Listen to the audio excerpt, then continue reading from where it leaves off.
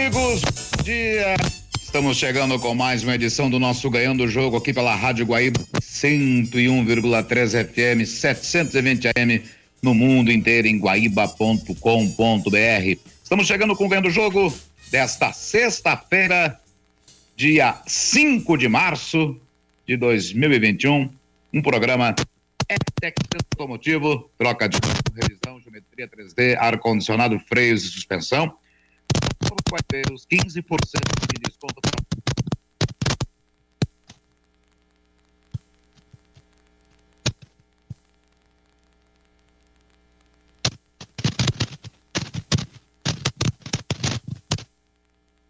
O fone da FTEC é o 3907-743. WhatsApp 98215-996. 47, bairro São João, FTEC Centro Automotivo.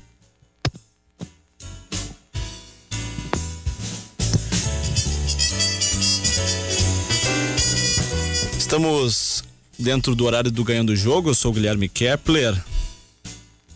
11 horas 5 minutos. Luiz Magno está ancorando no estilo já que nós estamos acostumados aí em virtude da pandemia, né?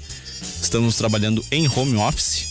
Então, a equipe toda de esportes da Rádio Guaíba está também nesse Ganhando o Jogo. Ô Kepler. Oi, fale. Só pra eu te fazer um teste ao vivo, eu chego bem aí, né? Muito bem, Oliveira. Ah, perfeitamente. Tá, só pra saber se era alguma coisa específica com o Magno ou com toda a equipe, mas tô chegando bem aí então. Tá chegando muito bem. Eu acho que o Magno só teve um probleminha ali de microfone. Um probleminha de microfone técnica do Magno. Isso, e aí já está ajustando. Então tá bom, obrigado Kepler. O Gutierrez tá com a gente acho que é também. mais o microfone do Magno mesmo. Exatamente. Orestes com a gente também. Deixa o teu comando, Oliveira, pode ser? Claro, tranquilamente. Já ouvimos então o Gutierrez que tá com a gente, o Orestes também tá com a gente. Nossa equipe técnica toda aí mobilizada para tocar o programa nesse modo que o Kepler destacou bem agora, né? Todos em home office, então é absolutamente natural que tenha esse tipo de problema. A gente também não vai ficar enganando ninguém, é natural que isso aconteça, afinal de contas vivemos em um momento absolutamente atípico. Bom, são 11h06 da manhã, Vivian Leal tá na produção do programa. Enquanto a gente vai retomando aqui com o Luiz Magno para a gente abrir o programa, trazendo toda a nossa lista de anunciantes, os nossos parceiros, a hora certa para Carrefour, por exemplo, 11h06. Deixa eu abrir então trazendo esse debate, acionando os amigos para a gente falar do jogo de ontem, o empate do Inter, projetar também a final aí da Copa do Brasil domingo, porque convenhamos, né, assuntos não faltam nesse Ganhando o Jogo de sexta-feira. O programa tá só começando. O Gutierrez já chamou por aqui, acompanhou o jogo Oliveira. De ontem também, né, Guti? Estive nos comentários. Diga. Alô, Oliveira, agora chego melhor aí, meu querido Cristiano Oliveira. Ah, perfeitamente. Estou ansioso para te ouvir, meu caro Luiz Magno, terminar a nossa lista de parceiros e anunciantes do Ganhando o Jogo de hoje. Ah, perfeito. Obrigado, Cristiano Oliveira. Estava acompanhando aqui, você já explicou muito bem aí a situação, né, a respeito da questão de home office, é tudo isso mesmo. Mas eu dizia, FTEC Centro Automotivo, troca de óleo, revisão, geometria 3D, ar-condicionado, freios e suspensão. Promoção para os guaibeiros, 15% de desconto para pagamento à vista. Quer saber o preço da sua revisão? Acesse o site ftecmecanica.com.br. Atendimento das 7h30 da manhã até às 6 da tarde, sem fechar ao meio-dia. Sábado das 7h30 ao meio-dia. O telefone da FTEC é o 3907-1743, WhatsApp 98215-2996. A Avenida Cairu 1447, bairro São João. FTEC Centro Automotivo, excelência em manutenção automotiva. E a hora certa, agora 11h08. Carrefour, todos merecem o melhor. Agradecendo também o Guilherme Kepler,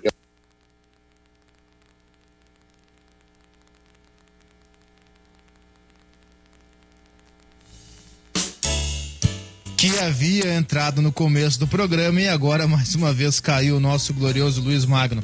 Bom, a gente vai retomar com o Magno. Foi o Magno que chamou Oliveira. Agora? Foi o Pfeiffer. Vamos fazer o seguinte, Oliveira, vamos botar a bola no centro do gramado. É isso já que eu tô pensando. Já que tu comentou o jogo ontem, já que tu fosse comentarista do jogo ontem, isso, vamos começar por aí, deixa que eu vou distribuindo o jogo por aqui, enquanto o Luiz Magno se ajeita por lá. Então, já que tu fosse comentarista do jogo, Oliveira, o Inter empatou, estava com uma vitória, empatou no finalzinho do jogo.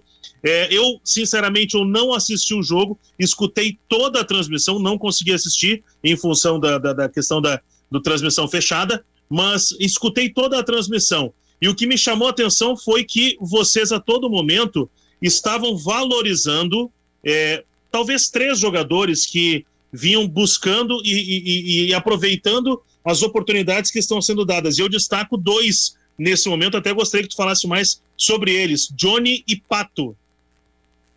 Vamos lá então, vamos começar então enquanto a gente retoma com o Magno. O Johnny, o Pato, e eu vou colocar mais 2 aí nessa lista de jogadores que merecem uma atenção, que no jogo de ontem um foi muito bem e um não foi, mas havia ido muito bem contra o Juventude, que são o Daniel, goleiro, que falhou ontem, e o Lucas Ramos, que foi bem outra vez.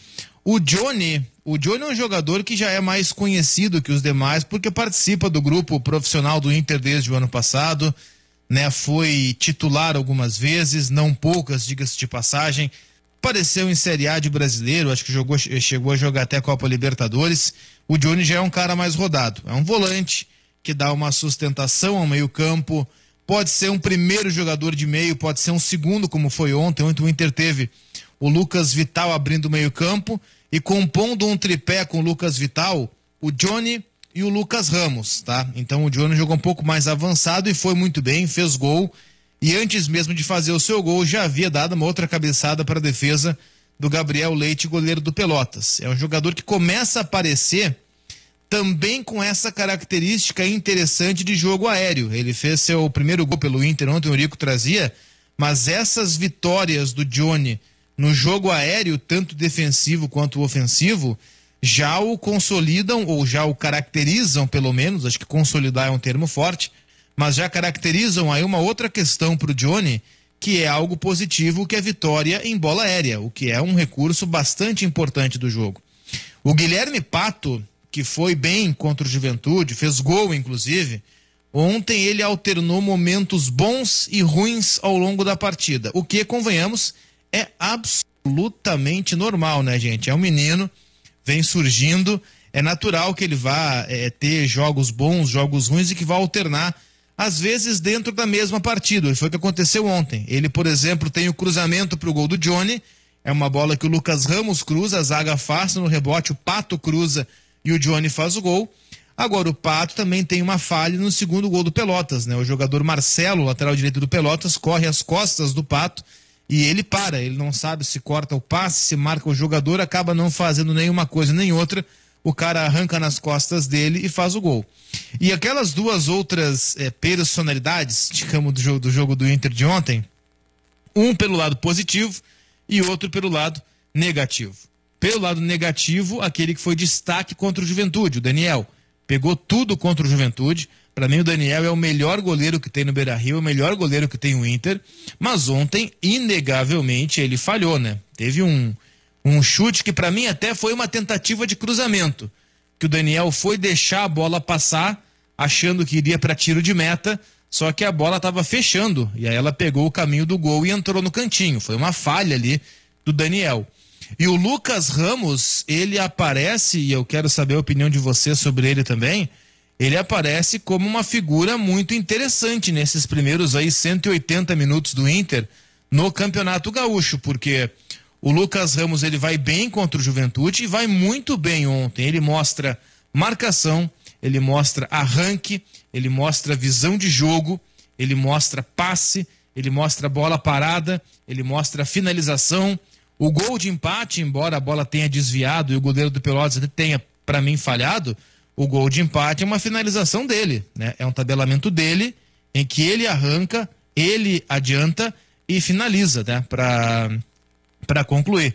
Então, para mim, ele foi um grande destaque do Inter ontem e ele já havia jogado bem, né, o Guti, contra o Juventude, o Lucas Ramos na primeira rodada, né? Quando o Pfeiffer te perguntou, né, dos nomes, e sem dúvida, né, salta aos olhos primeiro até porque são mais experientes nesse grupo. Experientes a gente fala em meio aos garotos, né? E aí quando a gente vai falar, Johnny e Pato vem na hora na nossa cabeça, assim. Mas eu gostei e bastante do Lucas Ramos, tanto ontem e já havia dito isso sobre a segunda-feira. E acho que pro Miguel Ángel, do jeito que ele joga, do jeito que ele gosta de utilizar a gurizada, ele deve ter gostado de algumas coisas. Claro que assim, né?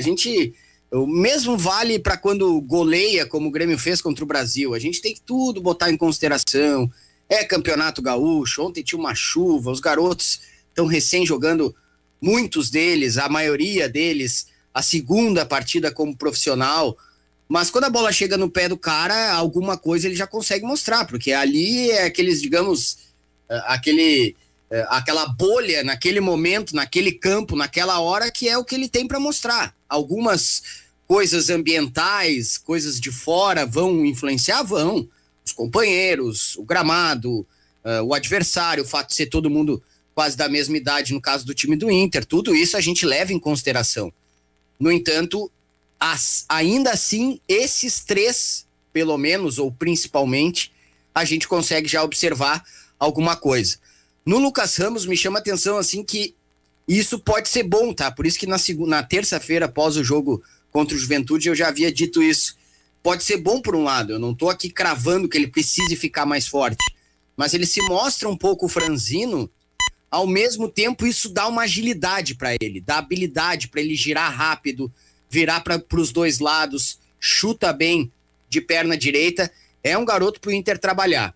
Vou repetir o mesmo que disse ontem aqui no Ganhando o Jogo. Ninguém tá falando que é o Pelé, ninguém tá falando que tem que ser titular amanhã do Internacional e que acabaram todos os problemas do Inter. Não, mas é um jogador para se observar e se observar bem. E o mesmo vale pro Pato e pro Johnny. Só que esses já têm uma experiência profissional, o Pato ainda de disputa de Série B pela Ponte Preta e não foi mal.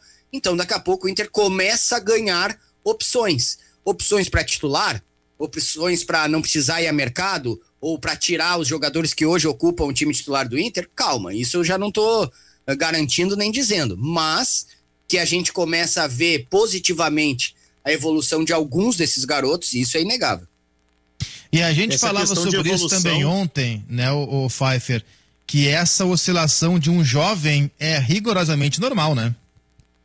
Natural. E vai acontecer com todo mundo, e vai acontecer com todos os jovens do Inter.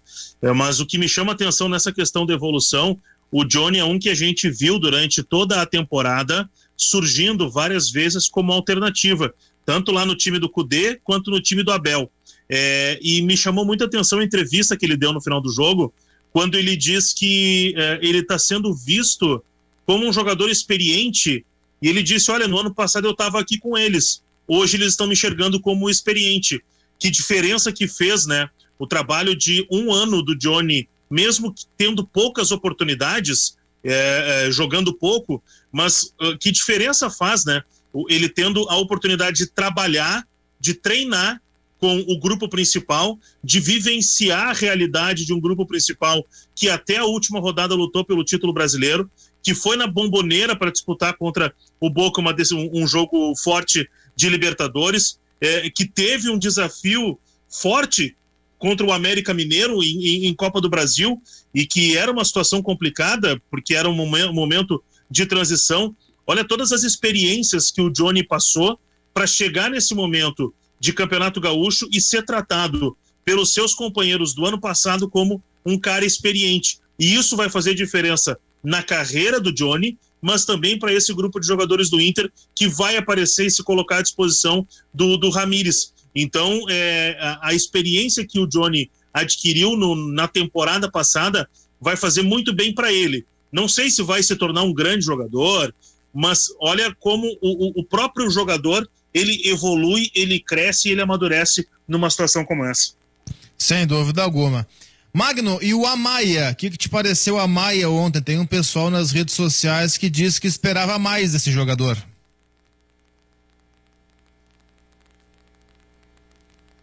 Daqui a pouco o Magno com a gente. Orestes, conseguiu acompanhar o jogo, Orestes? Eu acompanhei só através do rádio, eu não consegui ver, mas depois eu fico aguardando para ver aqueles velhos compactos que eles apresentam e deu para ver alguma coisinha assim. Mas eu estava pensando no goleiro do Internacional, o Daniel. Ele teve no jogo anterior uma noite futebol bondoso com ele e ontem um futebol maldoso com ele. Inclusive, alguns amigos que me seguem, que conversam comigo, até estavam conversando hoje pela manhã, e eles disseram o seguinte, ó, será que não estava um pouco escuro naquela bola em que no primeiro gol que foi na bola, achou que ia para a linha de fundo? Será que não estava um pouco escuro ali? Eu não achei escuro depois que ando vendo o compacto. Eu acho que ele falhou realmente, mas ele tem tudo para voltar. Ele estava na bola, né? Esse foi um detalhe. E eu achei que não havia nada de escurinho, não. A iluminação estava excelente. Eu acho que ali realmente foi uma falha dele. Mas o cara tem tudo para voltar a jogar bem. Isso aí acontece na vida de qualquer jogador. Um dia bem, outro dia não tão bem assim, né? E o Oliveira perguntou, você perguntou sobre o Amaya anteriormente. Eu digo que, por enquanto, apenas uma correria sem efetividade.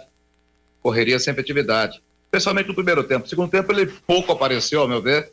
Poderia ter tido um desempenho bem melhor dentro dessas expectativas que foram criadas em cima dele. Agora, se vão se confirmar ou não, se a expectativa é porque habla ou não, isso já não sei. Por enquanto, mostrou nada. E o Daniel... Eu queria voltar... Lance...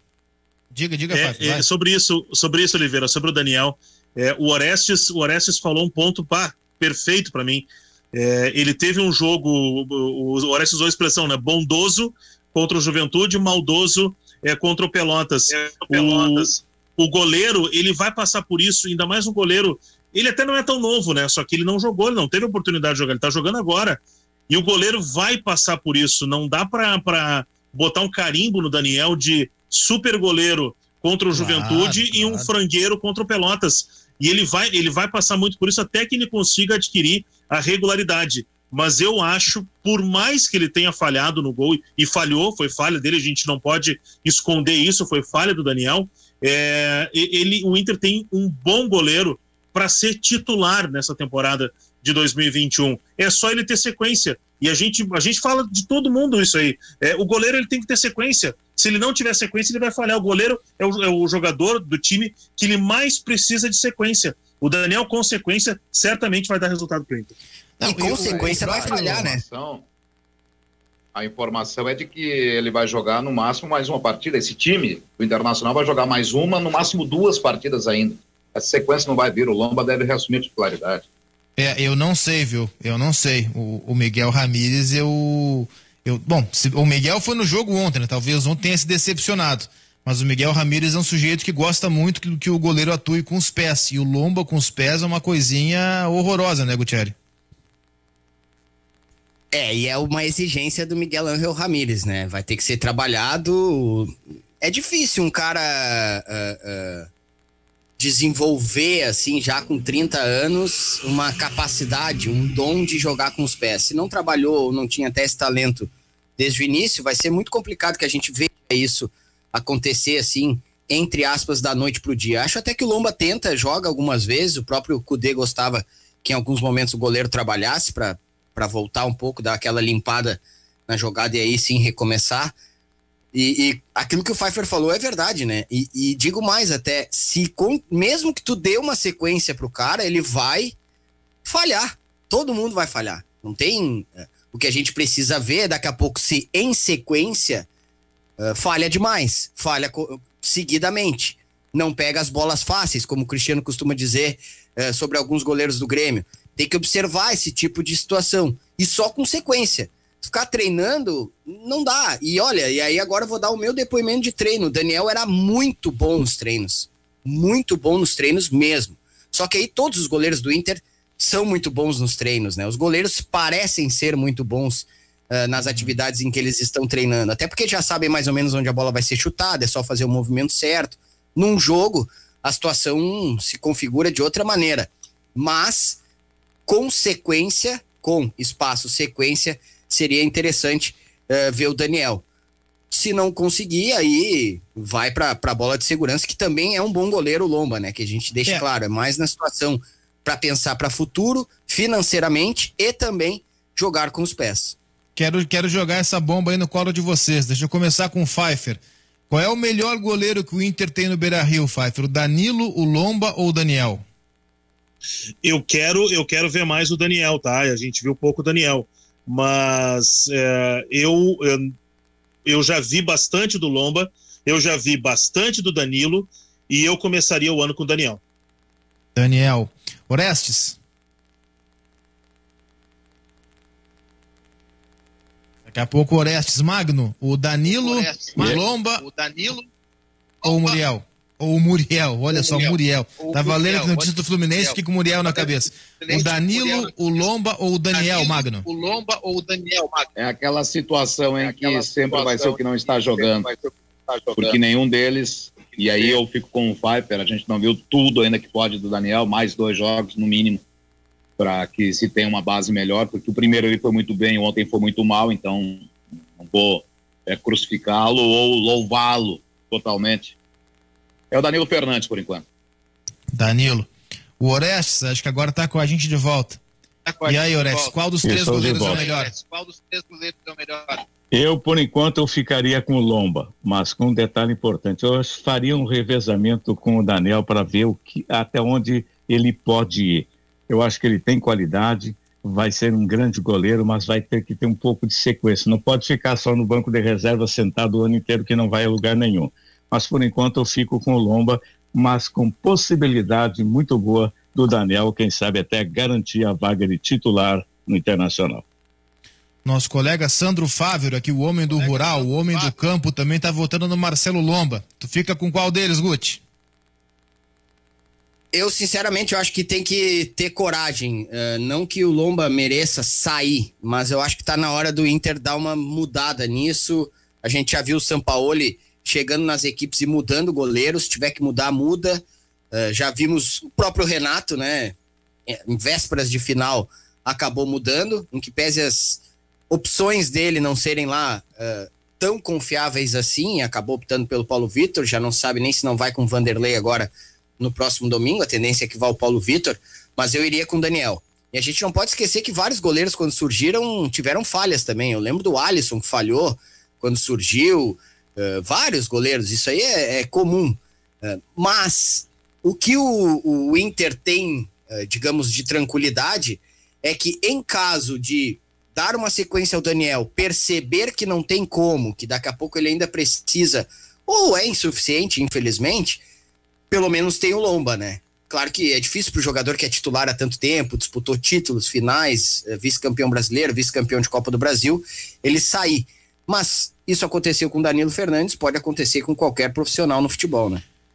Eu vou ficar com o Daniel nessa aí. O Daniel é um goleiro que na base, pelo menos, sempre gostei muito, e ele saiu da base há muito tempo, ele tá com 26 anos, e essa bola aí que o Orestes levantou, de que daqui a pouco podia estar muito escuro e tal, eu até acho que não passa por aí, tá? Mas eu vou por um outro lado, que a falha do Daniel ontem, ela é uma falha incontestável. Para mim, ela passa o status de falha e entra como um frango. Para mim, foi um frango que levou o Daniel ontem. Para mim, o que aconteceu foi o seguinte, o cruzamento foi esquisito. Para mim, foi um cruzamento, nem foi um chute. E o Daniel achou que a bola ia para fora. Ele faz o movimento de acompanhar a saída da bola. E observe que ele faz aquele movimento que ele levanta os braços, ele tira os braços da bola para deixar a bola passar para tiro de meta.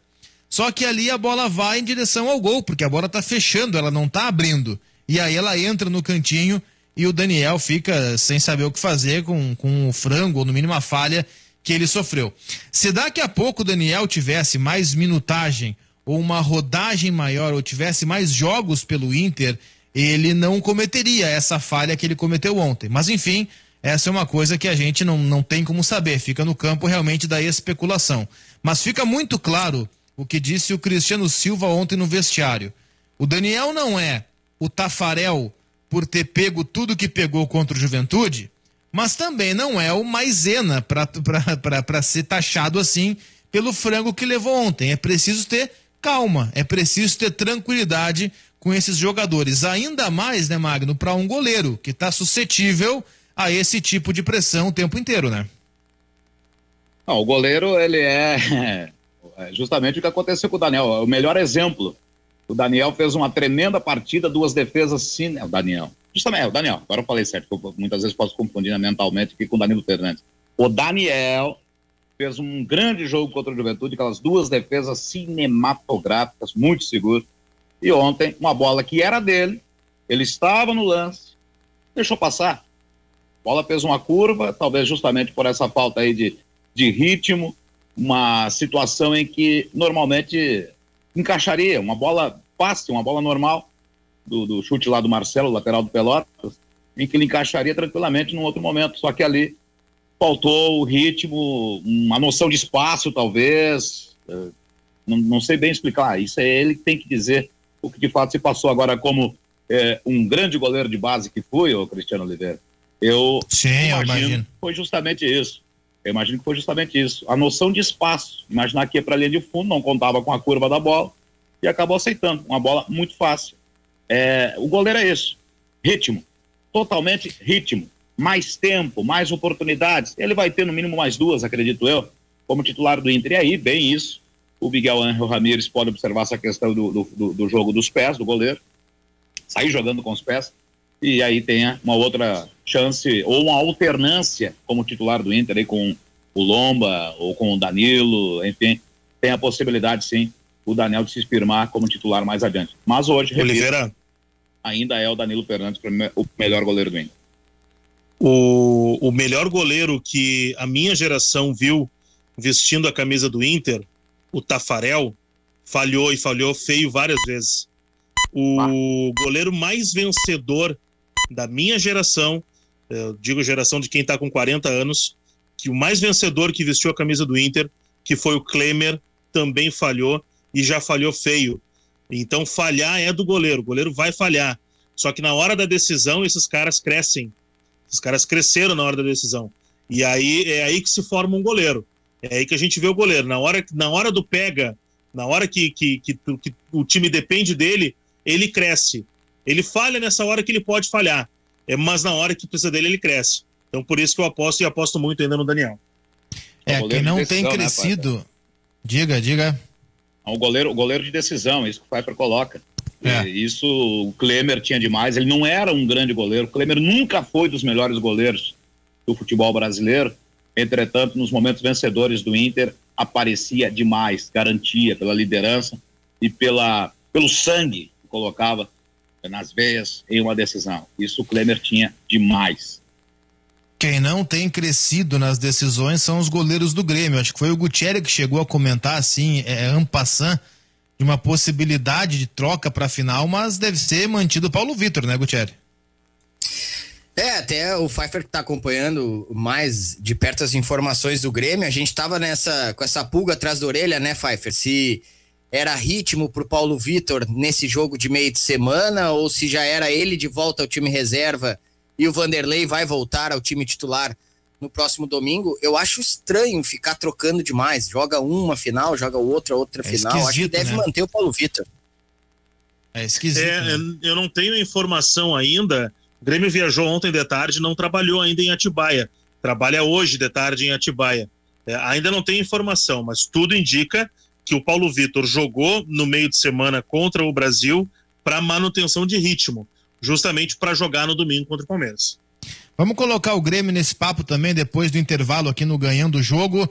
O programa para FTEC, Centro Automotivo, troca de óleo, revisão, geometria 3D, ar-condicionado, freios e suspensão.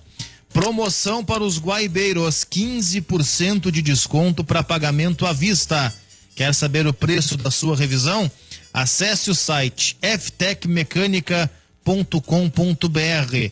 Atendimento das 7h30 às 18 horas, sem fechar o meio-dia. Pode ligar para lá agora. E sábado, das 7h30 até o meio-dia. O telefone, anote aí, 3907-1743. Tem o WhatsApp também, 98215-2996.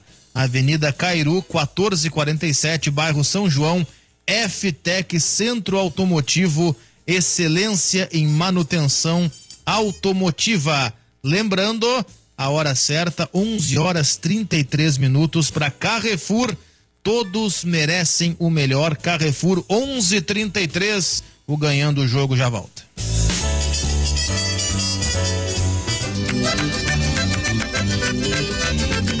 Debates Guaíba Correio Rural.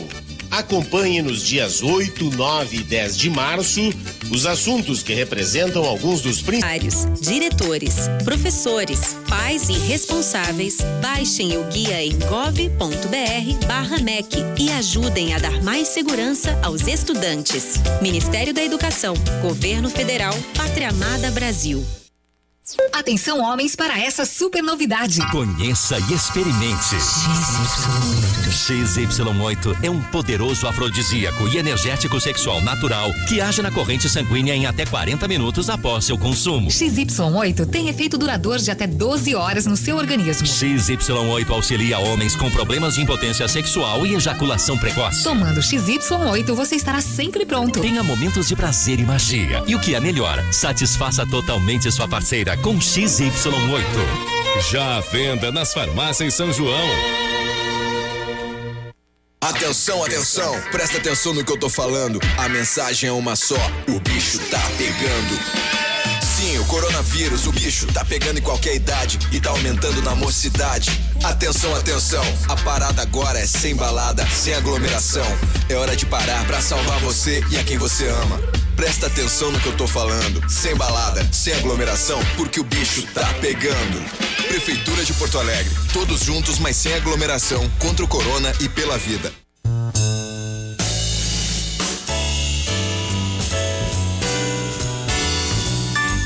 Você está ouvindo na Guaíba, ganhando o jogo. 11h37, de volta com Ganhando o Jogo, nessa sexta-feira, 5 de março, 11h37 da manhã, trazendo alguns recados. Alô, Josito Carlos, tá ligado com a gente pelo Twitter.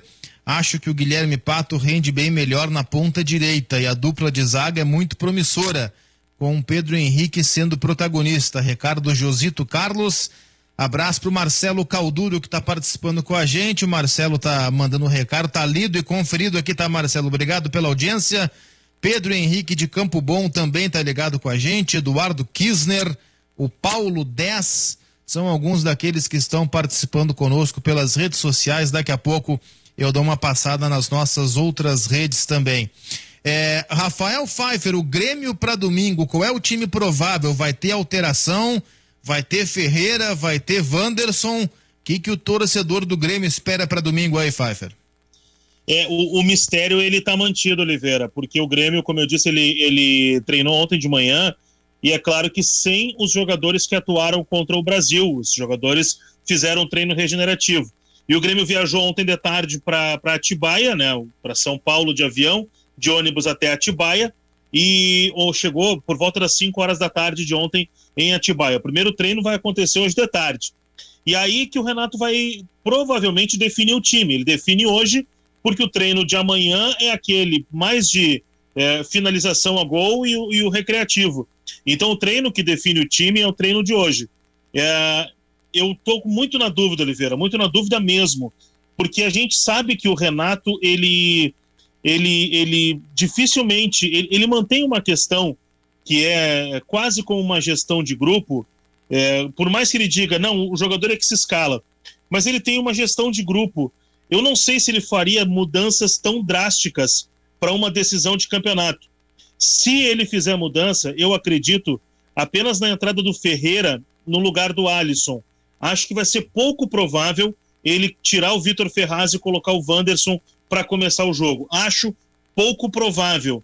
Não porque um tá jogando melhor que o outro, mas aí tem uma questão de gestão de grupo. Tu fez toda a temporada e tu levou o time para decisão assim, eu acho pouquíssimo provável que ele faça essa alteração. A questão do goleiro, o Vanderlei estava sem confiança. E aí, talvez, por isso, já lá atrás, o Renato começou a trazer o Paulo Vitor de volta, dar jogos pro Paulo Vitor, e daqui a pouco chegou na hora da decisão, ele botou o Paulo Vitor de vez. Agora, nada vai me surpreender, porque justamente por ser o último jogo da temporada, o jogo que vale o título, além de valer um título, vale dinheiro, e além de valer dinheiro, vale descanso, porque aí o Grêmio vai ter um mês para entrar na Libertadores, e não 3 dias, como é o que está previsto. Então, eu tô, sinceramente, nada vai me surpreender, mas eu acho que não vai ter tanta mudança assim significativa. Já vi muita gente dizendo, o Jean-Pierre tem que ir para o banco. O Jean-Pierre não vai para o banco, o Jean-Pierre vai jogar. Então, o que pode acontecer muito em função da necessidade do Grêmio de ter que buscar o gol e do momento do Alisson, acredito que a principal mudança que pode ocorrer é o Ferreira começar o jogo como titular no lugar do Alisson. Mas acho que o Renato não faria duas trocas, não trocaria o Vitor Ferraz para colocar o Wanderson. Embora o Wanderson mereça, eu acho que ele não vai fazer essa troca nesse momento de decisão. Seria, digamos assim, né, Gutierrez, trocar todo um lado direito, né? Porque, embora para mim, pelo menos, o Renato é um sujeito conservador, tá? Eu não sou tão conservador, talvez por isso eu faria a troca sem pensar duas vezes. Mas o Renato, por ser um cara mais conservador, ele vai pensar 2, 3, 10 mil vezes antes de fazer isso. Mas seria trocar todo o lado direito, né? Tirar o Vitor Ferraz mais o Alisson para colocar o Wanderson mais o Ferreira, né? O problema é o caráter do jogo, né? A que altura da temporada a gente tá. Tu, Cristiano, e eu também, a gente defendia essas mudanças, só que elas poderiam ter sido feitas, testadas antes, né? Com certeza. Agora eu nem tenho muito como discordar do Renato por não fazê-las agora. Mas agora é o jogo definitivo, né? Exato, mas eu critico ele por não ter feito antes, isso sim. Mas criticar por não fazer no domingo, em que pese eu tô contigo, eu também faria. Eu acho que a situação não tá boa e não é só de resultado, é de desempenho. O Grêmio não tem apresentado desempenho e esses dois que hoje são titulares, e eu reconheço que eles têm suas qualidades, ainda mais experiência e tudo mais, dedicação, isso ninguém discute, mas deveria ter feito antes. Fazer agora pode ser até um pouco estranho, até na gestão de grupo. Mas aí entra aquela história que eu tava falando antes, o treinador, e ainda mais um Renato Portaluppi, que tem todo o peso dele no Grêmio e toda a confiança do grupo dele, promover essas mudanças em termos técnicos e de velocidade, termos físicos, eu acredito que seria uma boa. Eu não sei se ele faria a essa altura da temporada. Eu também não sei. Ele é um cara, né, Magno, o Renato é um sujeito de muita personalidade, ele tem muita moral dentro do Grêmio, nem é preciso explicar o porquê, mas ele não é um cara assim e talvez tudo aquilo que ele representasse como jogador, o cara que vai pra cima, o cara da ousadia, o cara do atrevimento, ele como técnico é muito diferente, ele é mais conservador, ele é mais tranquilo em relação a essas mudanças. Talvez por isso muita gente tenha se surpreendido por ele ter trocado o goleiro, né, no jogo de ida dessa final contra o Palmeiras, né? Justamente. E para mim, essa troca de goleiro é uma situação parecida com o Inter. Sempre o que está fora é o melhor. Porque nenhum dos dois, ou até dos três, né, colocando o Júlio César, mas esse já encerrou seu contrato. Mas os três, para mim, se equivaliam como goleiros do Grêmio. Paulo Vitor, Vanderlei e Júlio César. O Vanderlei até teve um grande momento lá no Santos, foi até o Bola de Prata, naquela temporada, acho que foi 2015, 2016, lá no Santos, no Curitiba, antes também, tinha um bom destaque. Mas não são goleiros suficientemente de grande qualidade que o Grêmio precisaria. Eles quebram o galho, é evidente, mas muito por conta da defesa muito boa. Não canso de repetir que Jeromel e Kahneman, para mim, a melhor dupla de zaga da história do Grêmio. Agora, esses testes poderiam ter sido feitos antes, E contra o Brasil, o Grêmio jogou bem, venceu, mas não creio que seja o parâmetro para uma decisão. E também não sei o quanto vai pesar a expulsão do Ferreira pela questão emocional, que acabou... Ele levou pau o jogo inteiro daquele cara lá do Brasil, essa é uma grande verdade. Agora, imagina ele tendo que enfrentar um Felipe Melo, por exemplo, na decisão, ele perder a cabeça e agredir Felipe Melo, porque esses caras aí são diferentes, eles vão chegar, vão dar, o juiz não vai dar cartão, dificilmente vai expulsar um Felipe Melo na decisão. Eu imagino dessa forma. Eu não sei o quanto a expulsão contra o Brasil vai pesar contra o Ferreira, isso no pensamento de Renato. Agora, Orestes, se tentar analisar pelo outro lado, o Palmeiras conhecendo o Grêmio... Momento, viu, Oliveira? O Orestes deu uma saidinha, não tem problema. Mas tudo bem, fica pra bancada, porque do mesmo jeito que a gente tá aqui projetando como o Grêmio deve fazer para enfrentar o Palmeiras e partir para cima do Palmeiras, do outro lado tem um time rodado, um time que já tem título esse ano, uma Copa Libertadores da América, e que se sente muito melhor quando é atacado do que quando precisa atacar. Então o próprio Palmeiras, ele vai estar numa condição de maior tranquilidade nesse jogo do próximo domingo. Para mim é aí que entra o problema, é isso que vai fazer do Palmeiras um time traiçoeiro, porque ficar atrás esperando o adversário é uma coisa que o Palmeiras faz bem. Tanto é que no jogo da Arena semana passada, quando ficou 10-11 e o Palmeiras ficou apenas se defendendo, o Grêmio, a rigor, conseguiu furar o bloqueio do Palmeiras uma única vez, que foi com o Ferreira a dribles pela direita. No mais, o Palmeiras se fechou muito bem e bloqueou os espaços do Grêmio. Eu acho que o Abel Ferreira vai armar uma estratégia mais ou menos por aí para sair vencedor da Copa do Brasil, né? A gente estava falando sobre os goleiros que crescem na hora de decisão, né? E o Grêmio tem um jogador que cresce demais na hora de decisão. Ele é muito bom, mas ele cresce cada vez mais na hora da decisão. E ele vai ser fundamental nesse sentido aí que tu está colocando. O Palmeiras, ele sabe jogar e busca muito o jogo em cima do Luiz Adriano, quando tem que sair e usa a força. O que o Kahneman anulou o Luiz Adriano no primeiro jogo foi um troço impressionante. E sobrecarregado, inclusive, o Kahneman por vezes, porque às vezes ele tem que jogar por ele e pelo Paulo Miranda. Mas o que o Kahneman jogou, grudou e anulou o Luiz Adriano no primeiro jogo foi impressionante. O Kahneman vai ser fundamental nesse aspecto, porque se o Grêmio fizer isso que a gente está pensando, de ir para cima, porque precisa do resultado, e o Palmeiras adotar essa estratégia de segurar, o Palmeiras vai, e diversas vezes que tiver a bola, vai acionar a busca aquela do pivô, da jogada forte do Luiz Adriano. E o Kahneman vai ser fundamental para quando a bola chegar no Luiz Adriano, ela não ser espalhada para os lados. O Kahneman vai ser o cara que vai ter que matar a jogada. E aí ele vai para o confronto, vai ser o combate o tempo todo do Kahneman com o Luiz Adriano nesse jogo de domingo. Eu vi fotos da chegada do... Não, vai, Gude, porque eu vi fotos da chegada do Grêmio lá em Atibaia e nessas fotos tá o Jeromel. Não tem chance nenhuma dele pro jogo, né? Ou tem? Nenhuma, eu não diria. Nenhuma é muito forte. Como diz aquela música, sempre tem aquele 1%, né? 99% anjo, mas aquele 1%... Mas fica aí, é 1%. Pelo caráter decisivo, o período de recuperação do Jeromel, o que o Grêmio estipulou foi 6 a 8 semanas. Se eu não estou enganado, fecha 6 domingo. É claro que seria um risco absurdo. Seria um risco absurdo. Mas é decisão, né? E eu não sei, mas eu acho que não joga. O Pinares também viajou. O Pinares não está inscrito na Copa do Brasil, mas também viajou.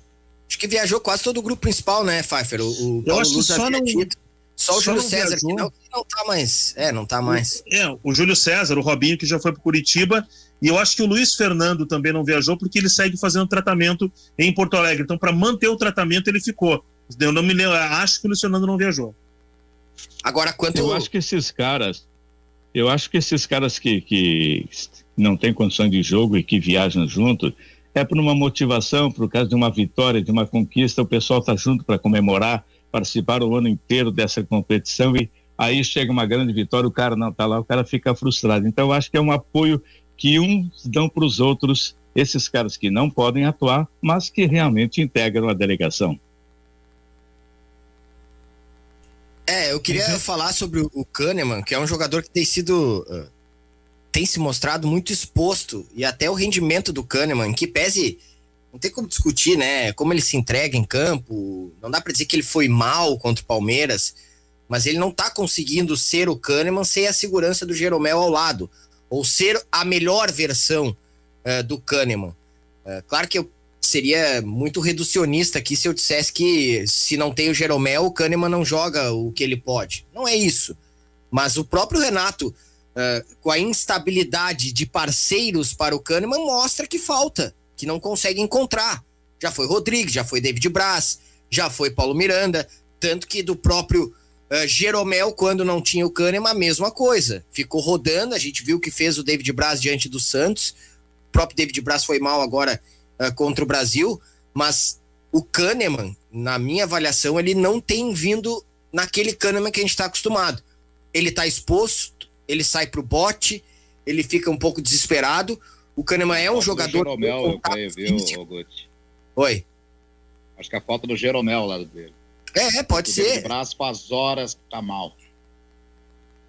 Ele joga no contato físico o tempo inteiro. E como disseram o Pfeiffer e o Cristiano, é um ataque difícil de segurar. Pelas velocidades laterais dos atacantes de lado, mas principalmente com o Luiz Adriano. O Luiz Adriano faz umas movimentações muito inteligentes. Ele deixa ele fica jogando nas linhas e deixa tanto a linha da frente de volantes quanto a linha de trás de zagueiros meio que sem saber se acompanha ele, dá espaço, ou se deixa pro volante, o volante não percebe. Tem que ter uma comunicação, uma conversa. É óbvio que o Renato e o Alexandre Mendes viram isso, né? Estão estudando isso, mas é perceptível como o Luiz Adriano gera dificuldade para quem vai marcá-lo. Ele vai no zagueiro, encosta no zagueiro, quando a bola chega no meio-campo do Palmeiras e que se espera um lançamento para os lados, daqui a pouco ele se apresenta. E aí já dá um buraco na defesa do Grêmio, ou na defesa do adversário, enfim. Então é difícil não ter a dupla Jeromel e Kahneman, porque eles não fazem parte de um sistema bem armado de defesa. Eles são dois zagueiros que individualmente são muito bons. Quando sai um, fica ainda mais difícil. Então essa é uma para mim, das principais dificuldades defensivas que o Grêmio vai ter domingo. Não, e o que correm aqueles dois pontas do Palmeiras não é pouca coisa, né? Tanto o Rony quanto o Wesley. Quando eles botam para correr, é difícil buscar. O Diogo Barbosa pela esquerda, ele não tem lá uma capacidade de marcação tão grande, mas ele pelo menos tem velocidade no mínimo para correr atrás de um deles, dos males o menor. E incomoda o adversário, né? E incomoda o adversário, porque ele é um cara que tá sempre atacando, ele no mínimo prende um. O Rony ficou no último jogo muito em função também de explorar, claro, mas também de acompanhar o Diogo Barbosa.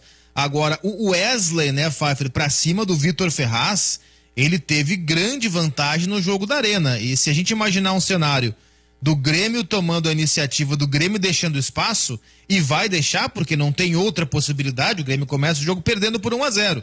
Esses dois caras vão estar ali prontamente à espera desse espaço para correr, né? Não, tanto é que o Wesley, ele deu tanto problema que em vários momentos o Alisson teve que voltar e voltar muito, e o Grêmio, quando chegava na frente, não tinha o lado direito, porque o Alisson já estava, claro, com a língua de fora, porque tinha que vir ajudar o Vitor Ferraz na marcação ao Wesley. Então o Grêmio, vários momentos, quando tinha a bola, não conseguia chegar pela direita. Chegava só pela esquerda com o PP e a subida do Diogo Barbosa. É um duelo tático interessante isso aí.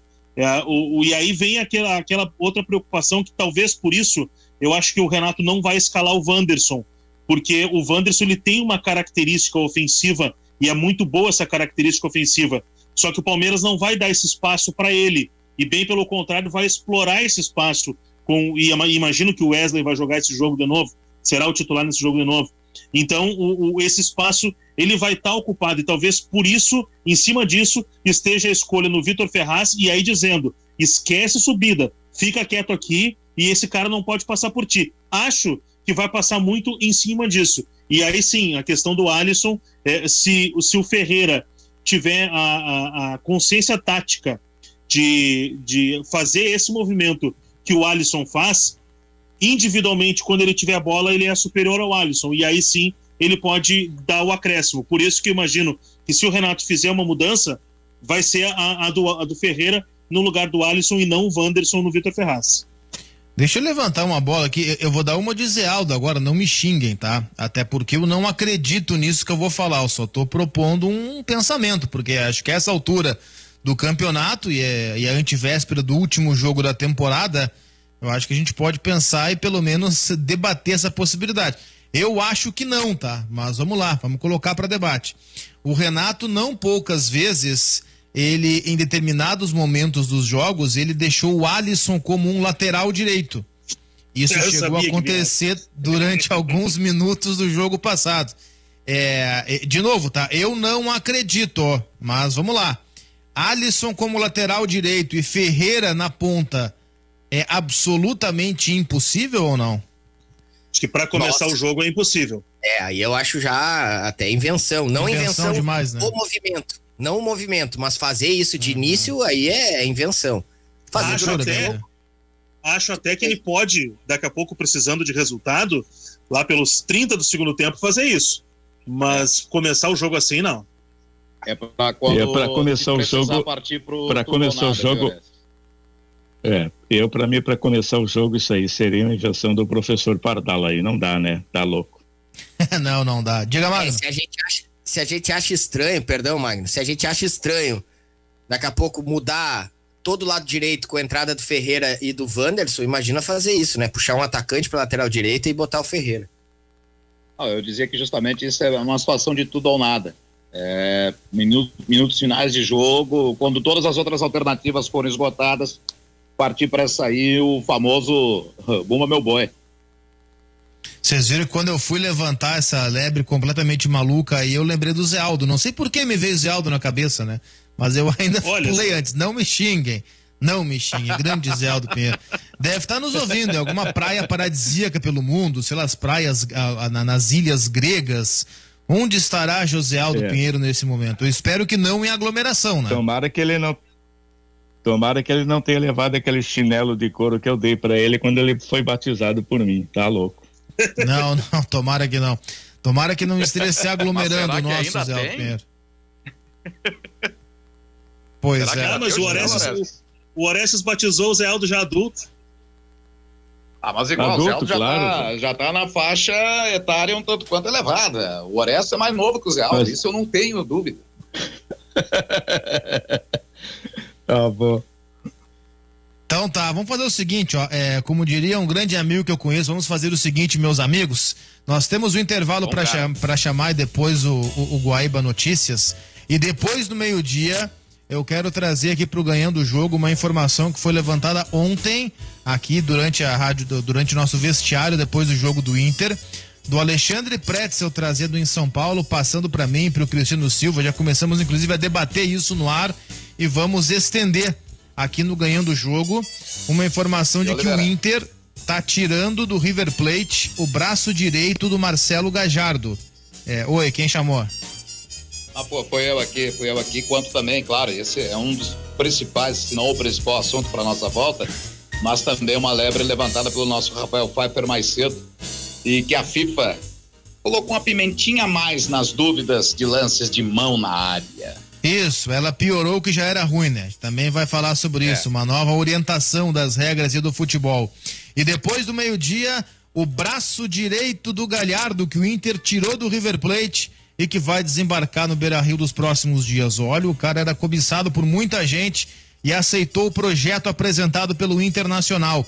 11h58, a hora certa, Carrefour, o Ganhando o Jogo já volta. Guaíba Notícias e mais Ganhando o Jogo depois do meio-dia.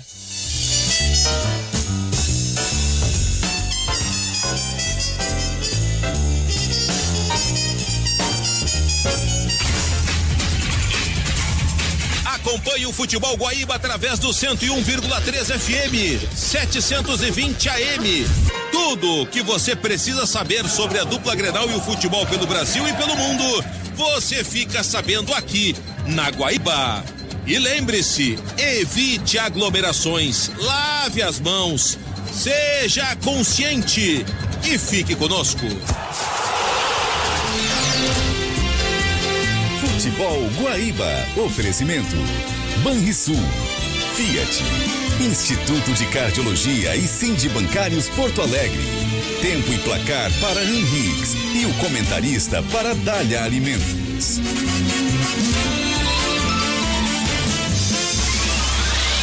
Rádio Guaíba. Informação com independência e credibilidade. FM 101.3, AM 720. Se é informação o que você quer, então ouça o que a gente tem a dizer. Guaíba Notícias.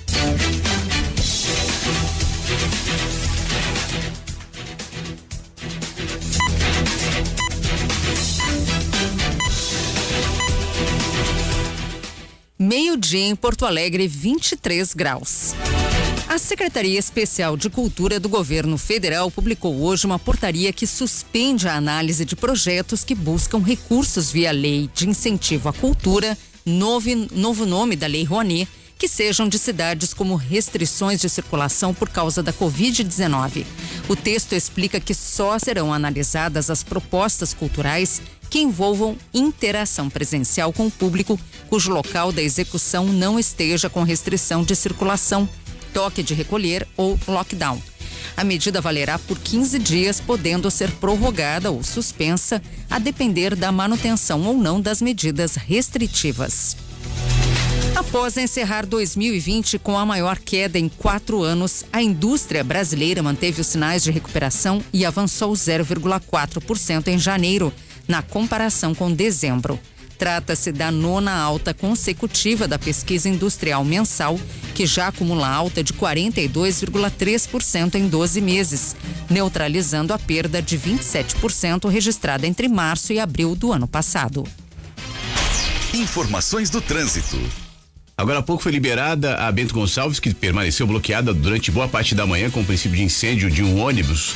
Houve vazamento de óleo na pista também, necessidade de retirada desse óleo e por isso muito congestionamento. O que temos agora é um trecho de lentidão na aproximação da João de Oliveira Remião, no sentido de Viamão, onde houve o ocorrido. Para quem segue no sentido de Viamão, a Protásio Alves é uma alternativa melhor, mesmo com a liberação da Bento Gonçalves ainda tem problemas por ali.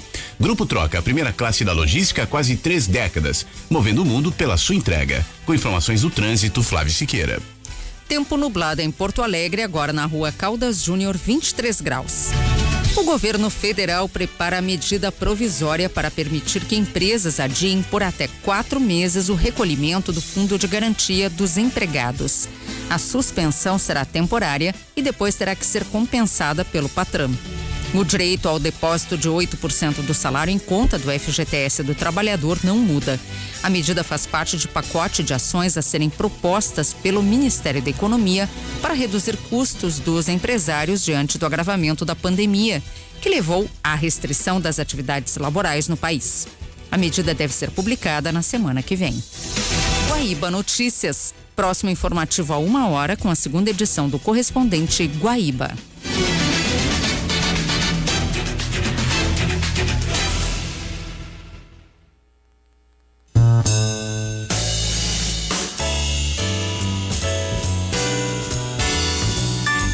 Você está ouvindo na Guaíba, ganhando o jogo.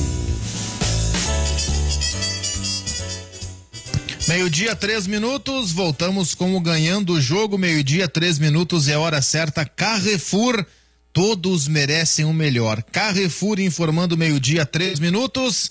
O Ganhando o Jogo também tem o oferecimento de Ponto dos Cafés, deliciosas bebidas quentes ao simples toque de um botão. E F-Tech, Centro Automotivo, troca de óleo, revisão, geometria 3D, ar-condicionado, freio, suspensão, tudo isso na F-Tech.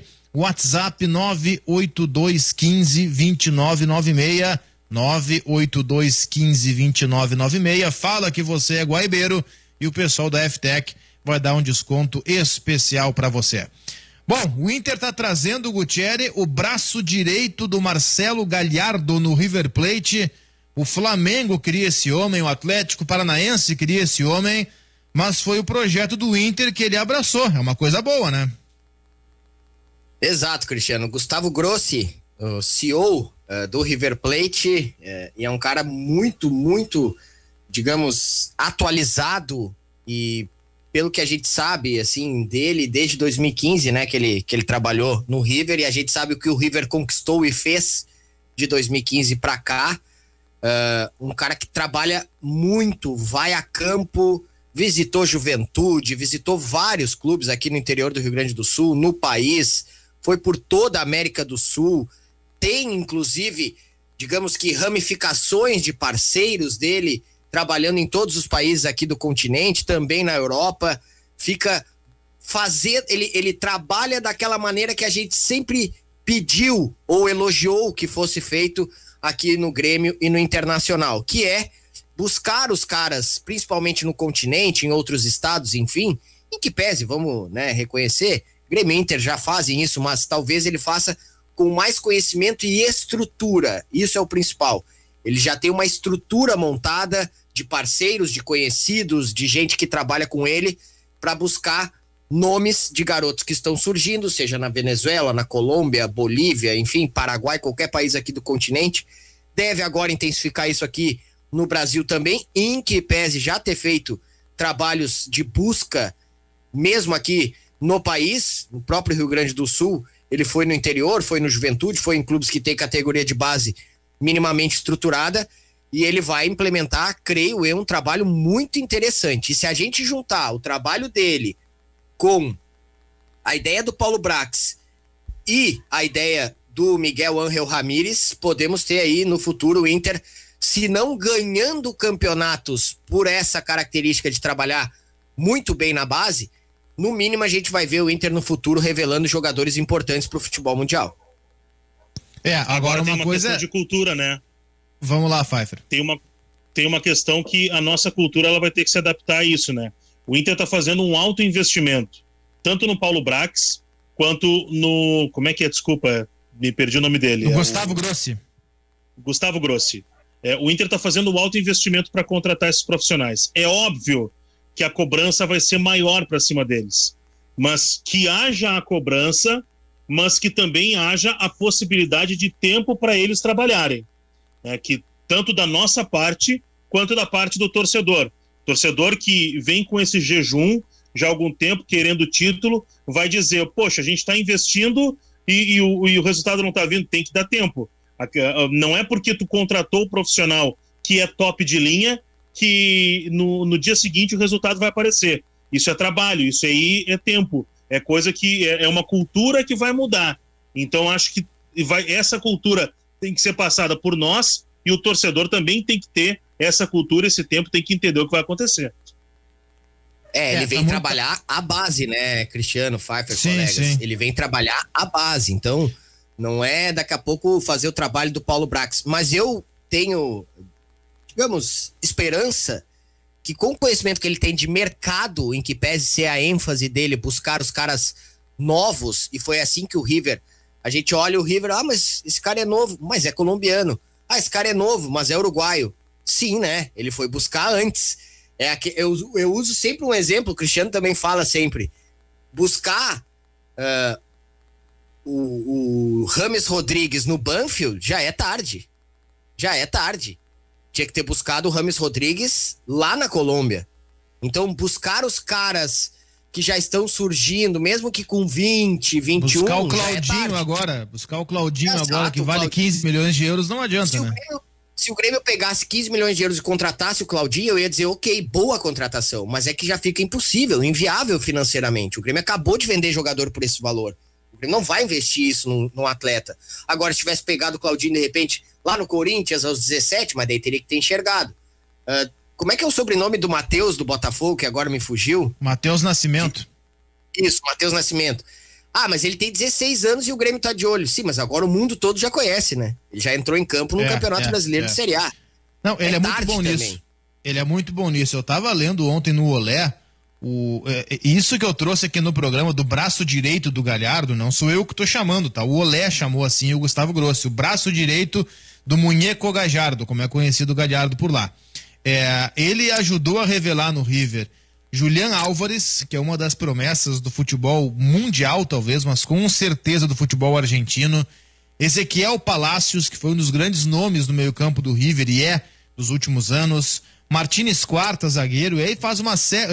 Aí o Olé lista uma série de jogadores abaixo dos 20, 18, 17 anos que hoje estão no River e que o River vai começar a colher esses frutos num futuro próximo. O River não foi o primeiro trabalho dele, tá? Ele já fez trabalho de captação, de coordenação de base no Rosário Central e também no Racing, e estava 5 anos no River Plate, sendo esse braço direito do Galhardo que o buscou para fazer do River um clube sustentável, tá? O River, que e sempre foi um gigante do futebol argentino e sul-americano, ele passou durante muitos anos por um período assim quase que de ostracismo no futebol sul-americano. Era muito difícil ver o River chegando em decisões de Libertadores, em fase final de Libertadores. E de alguns anos para cá, com o Galhardo e com o Gustavo Grossi, isso voltou a acontecer. Se pegar os times do River, esse time vencedor do River dos últimos anos, qual foi assim a grande contratação feita do exterior? O Enzo Pérez, talvez. De resto, em geral, o Armani foi trazido do futebol da Colômbia, logo depois que ele foi campeão da América pelo Atlético Nacional, e aí numa fase final de contrato. De resto, jogadores buscados pela captação. Captação essa, Magno, capitaneada pelo Gustavo Grossi, né? Justamente, você está lembrando de alguns nomes, o outro é o D'Alessandro, que retornou naquele período ali em 2016. Empréstimo, 2017, né? Para dar experiência ali, empréstimo. Mas todos os outros nomes, todos são crias do River Plate, é gurizada feita pelo Grossi.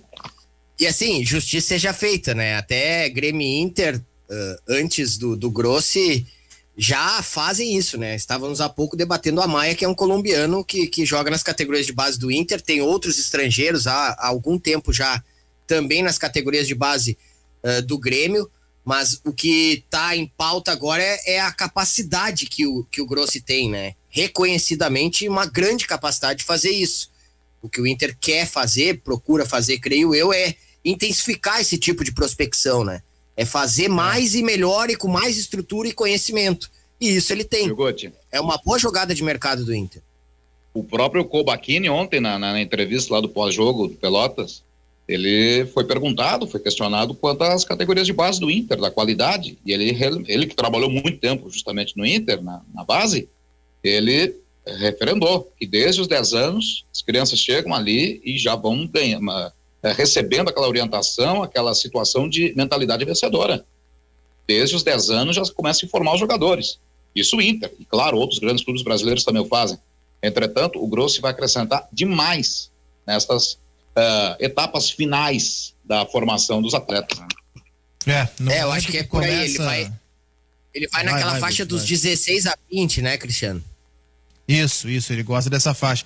No momento que começa a chover torrencialmente aqui na zona leste de Porto Alegre, e eu correndo para fechar as minhas janelas. De todo modo, o Rafael Pfeiffer, é a direção do Inter cumprindo promessa de campanha, né? A direção prometeu que ia reformular categoria de base, modo de gerir o futebol profissional, e isso está acontecendo, né? Chegou o Miguel Ángel Ramírez para treinar o time, o Paulo Brax para ser o executivo, e agora chega o homem da base, que é buscado aí por toda a América do Sul, né? Quando o Palmeiras foi jogar o Mundial de Clubes lá no Catar, eu entrevistei o Cristiano Keller, que eu até não tinha me dado conta que estava no Palmeiras. Eu trabalhei com o Cristiano Keller, foi o cara que fez a reestruturação do Grêmio a partir de 2005 como CEO. É um cara que ele traz uma bagagem de ter trabalhado com Jorge Gerdau e Johan Peter. Então ele trouxe uma bagagem administrativa muito grande para dentro do cenário do futebol. E ele me disse uma frase que ela foi emblemática. Ele disse assim: olha, o Palmeiras vem há 3 anos trabalhando esse conceito. É claro que tem um patrocinador master muito forte, mas é um clube que vem se estruturando e se organizando há 3 anos e está colhendo esses frutos agora, porque vende bem, contrata e contrata bem, forma bem, e está colhendo os frutos agora com o título que aconteceu, o título da Libertadores. Só que ele disse o seguinte: se aquela bola do Breno Lopes, aquela cabeçada do Breno Lopes não entra naquele último lance contra o Santos e dá uma casualidade de nos pênaltis o Santos ser campeão, o trabalho ia ser taxado como fracassado. Então, assim, o que eu quero falar com isso? Tudo isso é importante para chegar lá na hora, como disse o Ferran Soriano no livro, a bola ela não entra por acaso, mas tem horas que ela teima em não entrar. E quando ela teimar em não entrar, não dá para botar todo o trabalho no lixo. O que o Inter está fazendo agora é um passo importantíssimo, é um passo fundamental. Contrata um treinador que, de certa forma, é uma aposta da direção. A gente conhece o trabalho do Ramírez do Independiente Del Valle. É um técnico novo, um técnico jovem, estudioso, que vem com uma outra filosofia diferente daquilo que o Inter vem já historicamente nos últimos anos. Contrata um profissional para ser um executivo de futebol que já é como a gente falava ontem, ele já é de uma outra geração do que aquela que a gente estava acostumado a acompanhar, aquela que a gente viu crescer essa função com o Rodrigo Caetano. e agora contrata um profissional que vai fazer esse trabalho, que há muito tempo o Inter não tem um profissional desse nível, de fazer esse trabalho de base. O último profissional que eu vi fazer um trabalho que o Grossi vai fazer agora no Inter foi o Júnior Chávari no Grêmio, que tinha um conhecimento de mercado fantástico, e é o cara que traz para o Grêmio, por exemplo, Everton, Luan, Arthur, jogadores que... O Wendel, lateral esquerdo, que foi vendido também para o futebol alemão, foram jogadores que ele observou no mercado, ele contratou a preço baixo e fez o Grêmio ter dinheiro e conquistas. Então esse trabalho que o Júnior Chávari fez ali atrás é um trabalho que o Grossi vai fazer agora no Inter, e que, se a bola por acaso não entrar, que não seja taxado como um trabalho fracassado. O Inter está dando um grande passo nesse momento. E o Pfeiffer lembrou bem, o Chávari é outro profissional da gente também destacar. Ele sempre faz bons trabalhos no próprio São Paulo. Ele trabalhou no São Paulo e vocês podem observar, ele trabalha no clube, 1-2 temporadas depois a base começa a apresentar um monte de cara diferente, assim. No próprio Atlético, agora já começa a surgir alguns nomes. Esses dias eu tava vendo um garoto, Etiaporã, aí fui descobrir o que era. Sim, Etiaporã. É um nome indígena, numa cidade do interior de São Paulo, onde nasceu esse meia do Atlético. Eu não tô nem falando que é bom ou ruim, mas isso mostra como se prospecta. Não vai mais ser aquele cara ou porto-alegrense ou do interior do estado. E o Pfeiffer disse bem, já não tem isso há muito tempo. E tem um exemplo de 2 caras que são amigos, assim, Nonato e Matheus Henrique. Os 2 foram buscados em São Caetano, sabe? Não é o próprio Luan, o próprio Everton, o Rodrigues. Os clubes já fazem isso. O que eu acho interessante com o Grossi é que ele vai fazer isso no continente inteiro. E aí, claro, né, amplia a possibilidade de encontrar aí um grande jogador. Eu falava o ano passado ainda essa temporada, mas ainda 2020, questão de 6 meses atrás, pouco mais, pouco menos do que isso, com alguns integrantes da base do Grêmio, tá? Fiz em projetos paralelos, meu canal no YouTube, no Cristiano Oliveira lá no YouTube, uma série, um especial sobre a base do Grêmio. Captação de jogadores, como funciona, como é feito, tá? Algumas das joias que tem lá no Sub-17, Sub-20 e tal. E aí fui perguntar, o que é que me chamou a atenção, tá? Não que fosse surpresa, mas igual chama a atenção. Você vai olhar aquela garotada Sub-17, Sub-20, aí começa a ver de onde é que eles vêm. Aí tem cara da Paraíba, tem cara do Amazonas, tem cara do Pará, tem cara da Bahia, tem cara de tudo que é lugar do Brasil. E aí a pergunta é óbvia, como se faz? Já que não tem mais aqueles de antigamente, o olheiro que ficava no campo de várzea, aquela coisa romântica do futebol. Como é que se faz para descobrir esses talentos, tá? E aí o pessoal do Grêmio, e aí eu falo do Grêmio para depois recolocar o Inter na história, no Grêmio funciona assim, ó, há uma rede de olheiros, de observadores ou de caçadores de talento dentro do Grêmio que se espalham pelo Brasil inteiro. Tá? Tem lá de tempos em tempos, não sei, de 2 em 2, 3 em 3 meses, eles voltam para Porto Alegre, se reúnem, trocam relatórios, trocam informações e passam esses relatórios pro pessoal da base saber quem buscar, quem não buscar e por aí vai, tá? São 4, 5, 6 olheiros espalhados por todo o Brasil. E o Grêmio tem um projeto para tirar do papel ainda esse ano de estender essa rede de olheiros para a América do Sul.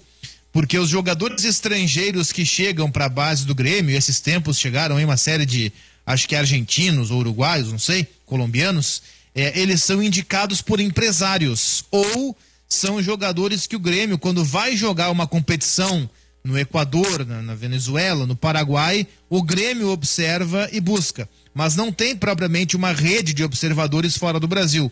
E o Grêmio quer fazer isso, porque entende que o mercado sul-americano é um mercado bastante possível de você explorar e revelar jogadores. O Inter, trazendo o Gustavo Grossi, ele dá um passo adiante, ele dá um passo muito importante nessa busca, porque está trazendo um sujeito que já conhece, que já tem uma base de dados, e aí entra o que eu falei da promessa de campanha, que o Alessandro Barcelos disse que usaria base de dados para tocar o futebol, e o Gustavo Grossi tem uma base de dados bem avançada e detalhada sobre isso, e tem os contatos, né? Que querendo ou não são muito importantes na hora de buscar esses jogadores e fazer essa reformulação que o Inter pretende na sua base, né? E agora já tá ocorrendo aquilo das pessoas entenderem o que elas querem, né? Sempre baseada no coração, assim, né? Na rivalidade e tal. Tem ouvinte aqui já dizendo que eu coloquei a base do Inter em nível mundial e que salvou as finanças do Inter. Foi exatamente isso que eu disse. Eu disse agora que o Inter virou o Real Madrid pela contratação do Grossi. Foi exatamente isso. Um abraço. Foi.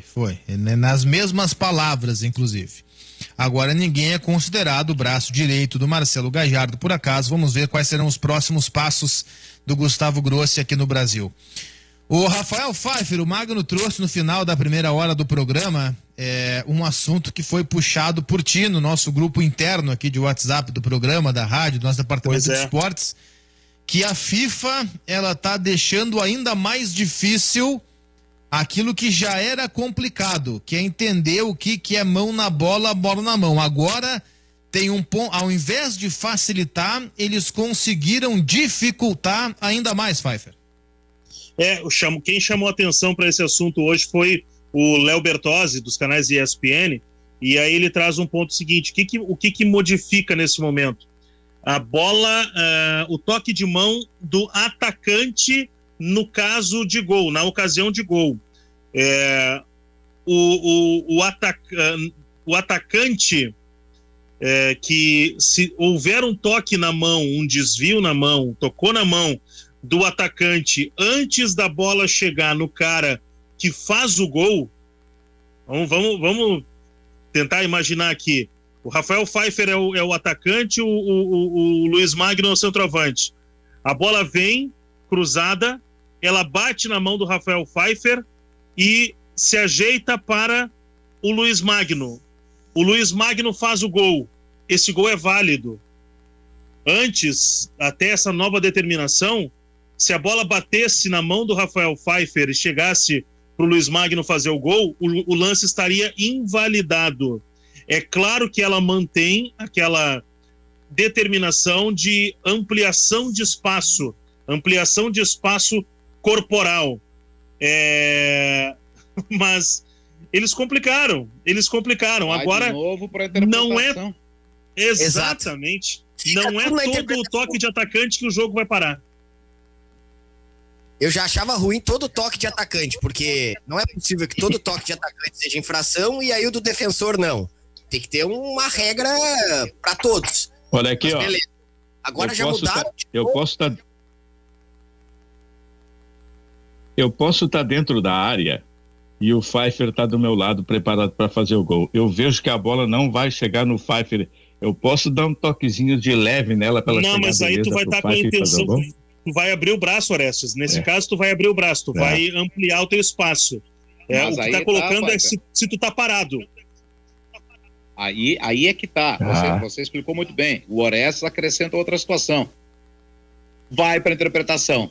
Por mais que o cara deliberadamente tenha colocado a mão na bola, o braço na bola para dar o toque pro companheiro fazer o gol, vai ter juiz, vai ter VAR que vai dizer que foi lance normal. Sabe o que me chama a atenção nessa história toda, e negativamente, é óbvio? Porque a FIFA, ao invés de buscar cada vez mais tirar a interpretação, porque a interpretação ela é relativa, pode ser movimento natural para mim e não ser para o Magno, pode ser movimento natural para o Gutierrez e não ser para o Pfeiffer, para o Orestes. Ao invés de a FIFA tirar a interpretação e tornar a regra mais clara, ela faz o contrário. Ela faz absolutamente o contrário. Ela abre ainda mais margem para a interpretação. Ao invés de simplificar, de fazer aquela coisa do futebol de rua, da várzea. Olha, essa é uma das coisas que o futebol de rua é mais certo do que o futebol de campo, dos engravatados e dos jogos milionários. Bateu na mão, parceiro, é falta. É isso. Bateu no braço. O braço tá junto ao corpo? Não tá. Então é falta. Não importa se tu é zagueiro, se tu é meia, se tu tá no ataque, tá na defesa, tá em cima do gol, se tá voando, se tá embaixo da terra, não importa. Bateu no braço, não tá junto ao corpo, é falta. Será que é tão difícil de alguém querer, Magno, facilitar as coisas no futebol, hein? Eu acho que eles têm um tesão por alimentar discussões que muitas vezes levam à depressão, a algo nesse sentido, a situações que tiram conquistas, as situações que privilegiam alguns times, privilegiam alguns clubes pela má qualidade das arbitragens. Eles não querem simplificar, eles querem complicar ainda mais para aquelas arbitragens que já são complicadas, já são fracas, que já são ruins, para comissões nacionais de arbitragem, tais como a do Brasil, insuficientes na sua administração. A FIFA tinha a chance de ouro com essa medida e poderia justamente dirimir qualquer uma dessas dúvidas, isso que você falou, Oliveira. É bola na mão, tá com o braço afastado do corpo em qualquer situação, é falta ou é pênalti, ponto. Mas não, vamos complicar, se a gente pode, vamos complicar. Sabe o que me parece isso tudo? Me parece, Orestes, justamente isso, que a FIFA quer, ao deixar tudo na interpretação, tirar a ideia de que há um acerto ou um erro. Tudo pode ser interpretado. Daqui a pouco o cara vai poder interpretar se foi gol ou não. E a interpretação... Quem são esses caras? Pode falar, diga. Vai firme aí, garotinho. Não, e a interpretação ela é em vários campos, né? Ela sai da International Board, aí ela é passada de um jeito para a FIFA, e aí por mais que existam documentos, que as coisas estejam no papel, uma palestra de repassar essa informação na CBF pode ser uma palestra diferente na Federação Gaúcha, para a Federação Paulista, a Comebol passa outra coisa, mesmo dentro de um mesmo texto, de uma mesma orientação, uma mesma regulamentação, ainda assim há uma espécie de telefone sem fio nisso tudo. E aí, chegamos à conclusão de sempre. Estamos correndo atrás do rabo como se fosse um cachorro correndo atrás do próprio rabo. Fica sempre na interpretação. É verdade. E é o seguinte, eu acho que isso aí serve para que o VAR, os integrantes do VAR que já são atrapalhados, se atrapalhem ainda mais. Inclusive o próprio juiz. Porque vai entrar nessa de interpretação, de achar que foi o que não foi. E isso aí que levanta o Gutierrez é algo assim, é gravíssimo. E isso foi colocado numa discussão recente, que até viralizou pela discussão em si, pela treta em si, não pelo conteúdo, que era interessante. Aquela discussão do Mauro César com a Nadine Bastos no Twitter, em que a Nadine trouxe uma informação que eu considero gravíssima. Só que aí o foco ficou na treta, na discussão e não nessa informação que eu achei assim, ridícula para se dizer o mínimo, que é isso que o Gutierrez levantou, que existe uma regra, a FIFA passa uma orientação e a CBF passa outra. Quer dizer, tu pega um árbitro, ele vai apitar um jogo, vão pegar um árbitro brasileiro, que apite jogos internacionais. Tu vai apitar um jogo de Libertadores, que é a Comebol, é uma coisa. Vai apitar um jogo de Campeonato Brasileiro, que é a CBF, e é outra coisa. Como é que o juiz fica? Cada competição é uma orientação diferente. É isso que não pode acontecer. E essa orientação, no caso, era polêmica. Até, se não me engano, era jogo do Inter. Era aquele jogo do Inter contra o Bragantino. Que tem um cruzamento, a bola bate na barriga e desvia no braço do cidadão lá do Bragantino. Não lembro de quem. E aí, a orientação da FIFA é a seguinte... de que se a bola bate em qualquer parte do corpo e depois resvala no braço, é para mandar seguir, porque a orientação é para partir do pressuposto de que, como a bola desviou em alguma parte do corpo, não tem tempo hábil para o cara tirar o braço da direção da bola. Só que a CBF passa uma outra orientação, que é a seguinte: se no momento em que a bola bate em alguma região do corpo, o braço já está afastado, aí é para dar falta ou pênalti, o que quer que seja. Então, cada competição tem uma orientação diferente. Aí não tem visão de futebol que aguente, né? Oliveira, tu lembra como é que era chamado o MMA lá no início? Como é que todo mundo se popularizou chamar o MMA lá no início? Era Vale Tudo. Vale Tudo. Era o Vale Tudo. E aí, o que aconteceu? O que aconteceu? Vale Tudo, valia tudo. Tudo. Vale tudo. Tudo. E aí, chute na cabeça valia também. Tudo. Vale tudo. E aí, só que com a popularização do esporte e ele cada vez mais entrando na mídia, os caras disseram, não, só um pouquinho, não pode valer tudo. Isso aí vai acabar, o público não vai mais assistir, os caras não vão praticar. E aí eles colocaram regras. Os caras vão morrer. Não há interpretação. Não existe interpretação. Existe regra. O lutador tá com 3 apoios no chão, ou seja, tá com 2 joelhos e um braço no chão, ele não pode ser golpeado, ele não pode levar a joelhada, ele não tem como se defender naquele momento. A cotovelada na nuca é proibido, não pode. Deu, tá fora, não pode. O dedo no olho, não pode. O golpe nas partes íntimas, não pode. É regra, não tem interpretação. Mas o lutador, ele tava com meio braço colocado. Não. É 3 apoios, não tem interpretação. É regra. O problema é esse, o futebol ele se amplia muito para interpretações.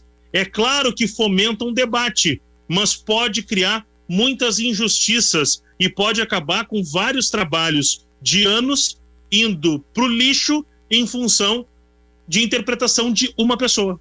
E o descritério, né, Pfeiffer? Porque daí a gente olha o pênalti do Ramiro contra o Inter, se for pra regra ele tava com a mão, mas a mão tava aberta, o braço tava aberto, mas tava no chão. Aí os caras pegam, com razão, outros tantos lances em que foi marcado o pênalti. Tá, então qual é o certo? Eu não tô aqui nem dizendo o que é certo e o que é errado. Porque como é a interpretação, não dá nem pra dizer isso. A gente, claro, reclama, fica bravo com o que a gente acredita ser o correto ou com o que a gente acredita vendo aquela imagem. Mas cadê o critério? Como é que faz? Um lance nunca é igual ao outro? É verdade, é difícil um lance ser exatamente igual ao outro. Mas abre interpretação, a gente vai sempre se achar prejudicado, e com razão, né? Porque pego 3 jogos que aconteceu e foi marcado, pego outros não foi, aí fica difícil. Fica difícil. 12:31, ganhando o jogo no oferecimento de F-Tech Centro Automotivo. Troca de óleo, revisão, geometria 3D, ar-condicionado, freios e suspensão. Promoção para os guaibeiros. Atenção, 15% de desconto para pagamento à vista. Quer saber o preço da sua revisão? Então acesse o site ftecmecanica.com.br. O atendimento é das 7:30 da manhã até às 6 da tarde, sem fechar o meio-dia. Tá aberto agora, pode ligar. E sábado, se deixar para amanhã, também fica aberto das 7:30 até o meio-dia. O telefone, anote aí, 3907-1743. WhatsApp 982152996. Avenida Cairu 1447, bairro São João. F-Tech Centro Automotivo, excelência em manutenção automotiva com promoção para os guaibeiros. A hora certa, 12:32, Carrefour. O Ganhando o Jogo já volta.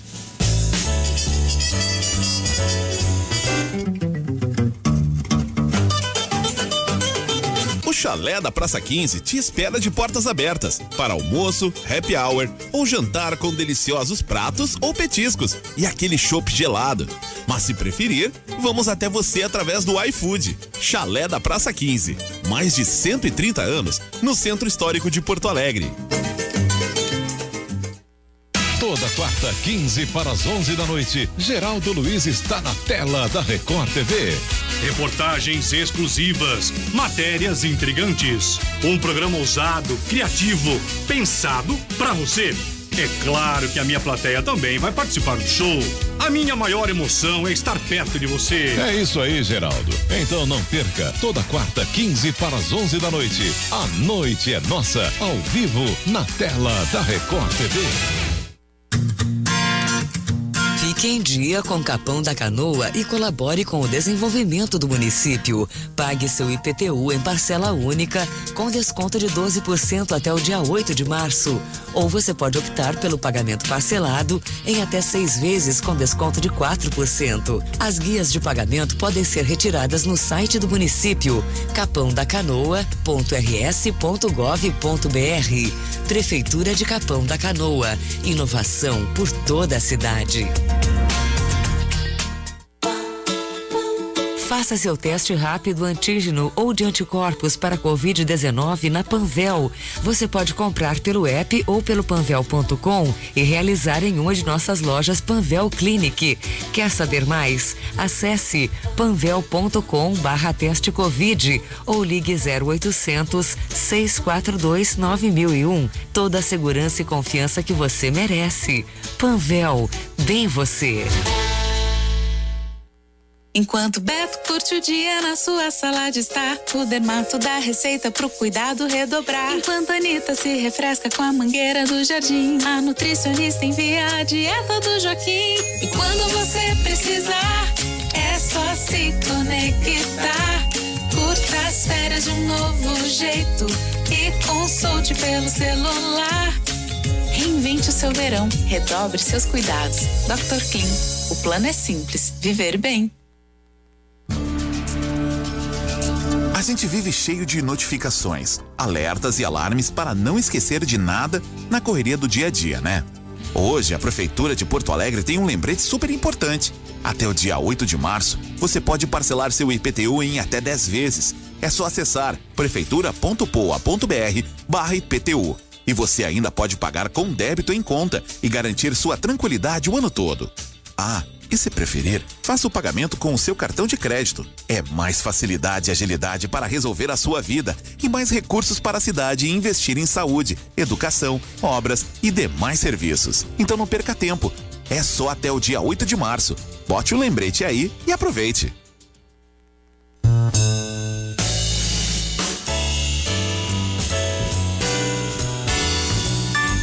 Você está ouvindo na Guaíba, ganhando o jogo.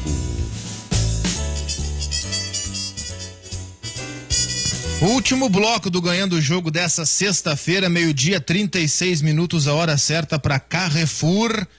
O programa tem na mesa de áudio os trabalhos do Manuel dos Santos. Que beleza, Manuel dos Santos, de volta à programação diurna da Rádio Guaíba. E na central não técnica... me incomoda, Manuel. O Manuel, né? Esse gosta de incomodar, que não é pouco. Tu imagina o que não vai secar o Grêmio domingo, esse rapaz. Manuel dos Santos. Impressionante. E na central técnica, Davis Rodrigues, que ao contrário do Manuel, esse vai torcer absolutamente pro Grêmio. Davis Rodrigues, um fã incondicional do trabalho de Renato Portaluppi, que vai, ganhando ou perdendo, renovar o contrato, né, Pfeiffer? Tudo indica que sim, Oliveira. A gente já está há alguns dias trabalhando essa informação.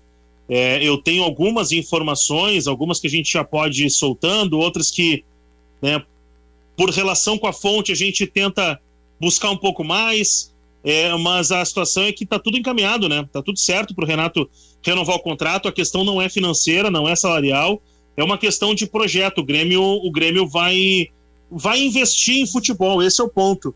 O Grêmio vai contratar jogadores e vai montar um time, e aí não sei como é que vai ser feito isso, com relação nos critérios e quais serão as escolhas, mas o Grêmio vai contratar, vai montar um time para tentar chegar como favorito em decisões na próxima temporada. Surgiu um nome ontem, primeiro que já há alguns dias eu converso com um empresário colombiano que está querendo indicar jogadores para o Grêmio, trazer jogadores colombianos para o Grêmio. Surgiu ontem de novo um outro nome, que é o do Duvan Vergara, jogador de 24 anos do América de Cali. O Inter chegou a sondar ele, né? O Inter antes, primeiro foi o Inter, depois o Grêmio. Quando o América veio jogar com o Grêmio aqui na Arena pela Libertadores, a gente já estava de olho nele, porque era uma possibilidade de negociação. Ele é o principal jogador do América de Cali, ele tem 24 anos e as informações são de que o América quer 5 milhões de dólares para liberar o Vergara. O Grêmio, segundo informações, já abriu uma conversa, não abriu negociação ainda. O São Paulo também está buscando informações a respeito do Vergara. Ele não deve permanecer no América de Cali, deve ser negociado, mas o América botou esse valor, 5 milhões de dólares. Quem chegar com esse valor vai acabar levando. É um valor alto, mas para fazer a contratação, para tirar o Vergara do América de Cali, tem que chegar próximo de 5 milhões de dólares. Não, é um bom jogador. É o seguinte... Diga, fala, Orestes. Eu pergunto pro Pfeiffer o seguinte, o Pfeiffer que acompanha de perto, tá inteirado do assunto, o Renato já deu algumas dicas, assim, nas entrelinhas, nas entrevistas, da possibilidade de permanência, né? Já.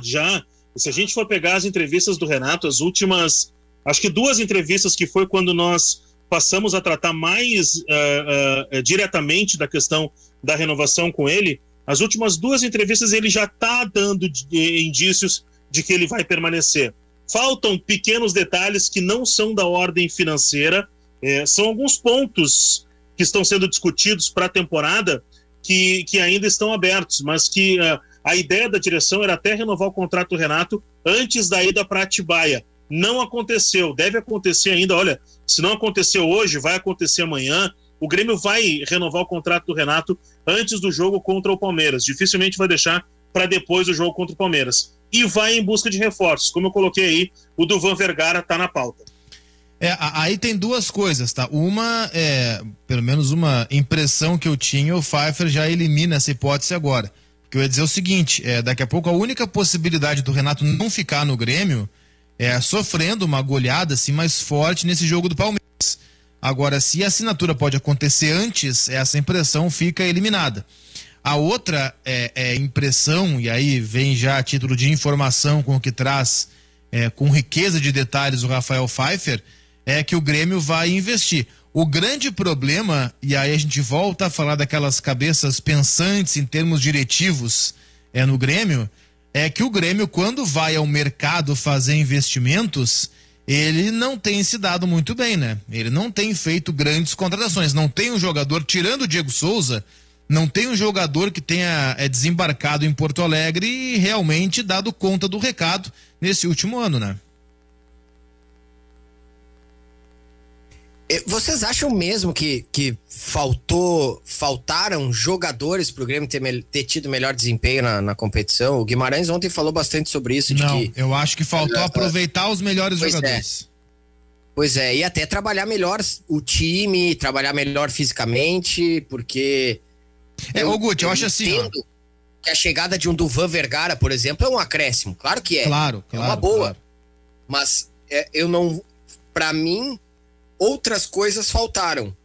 Questão física, o time parecia desorganizado em alguns momentos, as escolhas. Então não adianta só trazer jogadores e achar que as coisas vão melhorar, porque não, para mim falta mais coisa ainda. Eu acho que o problema do Grêmio nessa temporada, ele esteve muito mais na comissão técnica do que no grupo de jogadores. E por que eu tô falando comissão técnica? Porque o Renato não trabalha sozinho, né? A preparação física do Grêmio, ela é inegavelmente ruim, tá? Nós aqui no programa, nenhum de nós tem diploma de educação física ou de medicina ou de fisiologia, fisioterapia, o raio que parto. A gente não tem daqui a pouco uma condição técnica de saber qual é o problema. Se o problema é preparação física, se o problema está em falta de treino ou em excesso de treino, se o problema é desgaste dos jogadores, se o problema é uma carga de treinos mal executada, nós não temos condições técnicas de avaliar qual é o problema. Mas é nítido, é absolutamente nítido que há um problema muito grave. O time do Grêmio corre menos e cansa mais do que os outros. Aliás, sai um levantamento aí para dar o crédito do site Globo Esporte, em que o Grêmio lidera, e é uma liderança ruim, né? Ele lidera um ranking de problemas com o departamento médico na temporada.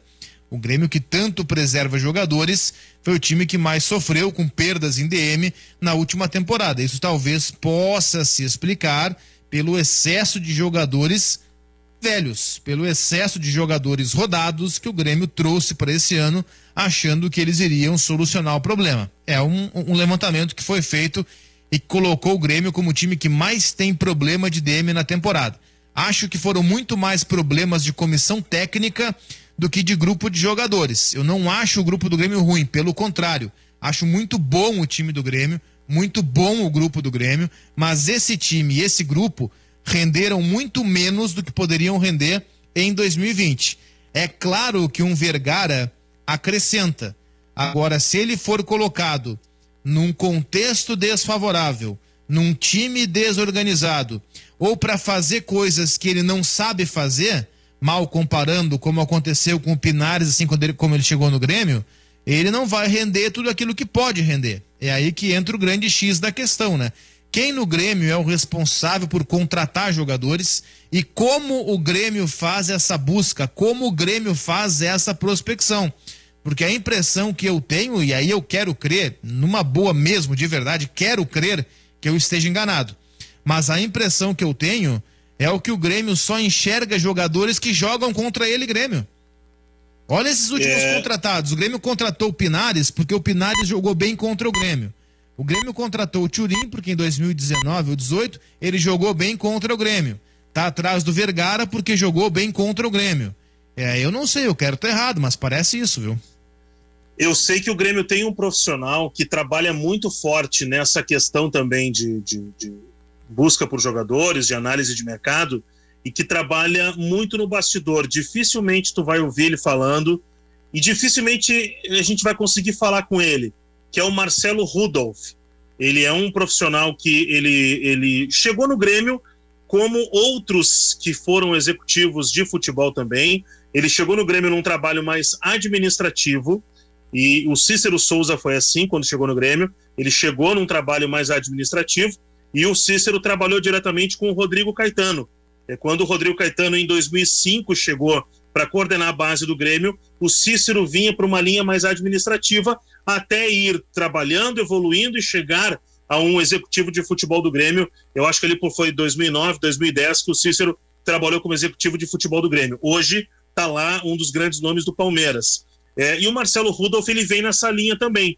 Ele veio trabalhando como base, chegou no profissional num cargo mais administrativo, e na ausência de uma figura, de um executivo de futebol que o Grêmio não tem desde a saída do Klaus Câmara, que foi em setembro, o Marcelo Rudolph vem exercendo essa função. Só que ele age muito mais em bastidor do que na linha de frente. Então é por isso que a gente fala muito pouco no trabalho do Marcelo Rudolph. E o Marcelo Rudolph, ele tem linha direta com o pessoal da Central de Dados Digitais do Grêmio, esse pessoal da análise de desempenho. Eu só não sei qual é a influência que o Marcelo Rudolph exerce nessa questão da busca pelo reforço. Ele conhece o mercado, ele avalia, ele trabalha para conhecer o mercado. Agora, eu não sei qual é o tamanho da influência dele na hora de decidir qual é o jogador a ser buscado no mercado.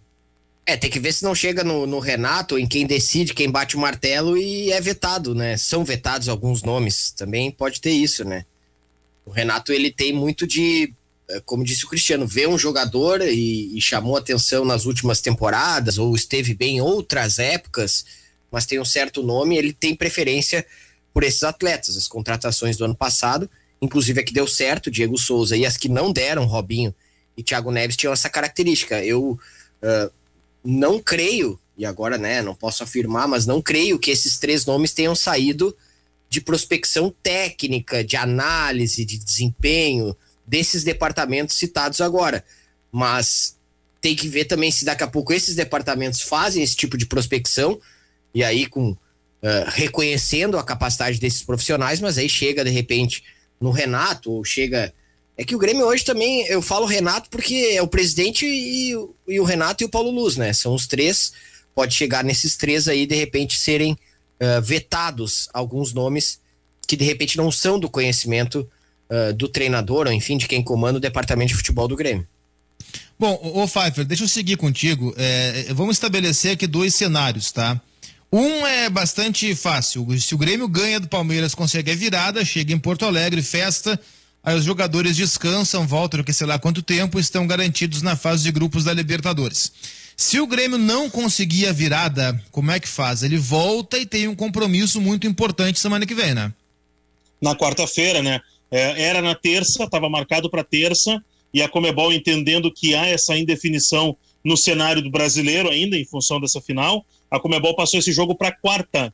Seria o jogo do Grêmio contra o Ayacucho do Peru, esse primeiro jogo aqui em Porto Alegre, e o segundo jogo lá em Cusco. E aí não tem folga para ninguém. Chega, já treina e já trabalha para tentar buscar essa vaga na fase de grupos da Libertadores.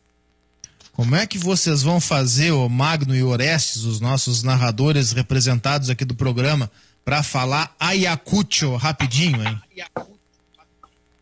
Isso aí é uma coisa que tem que treinar a língua uns 2 dias antes.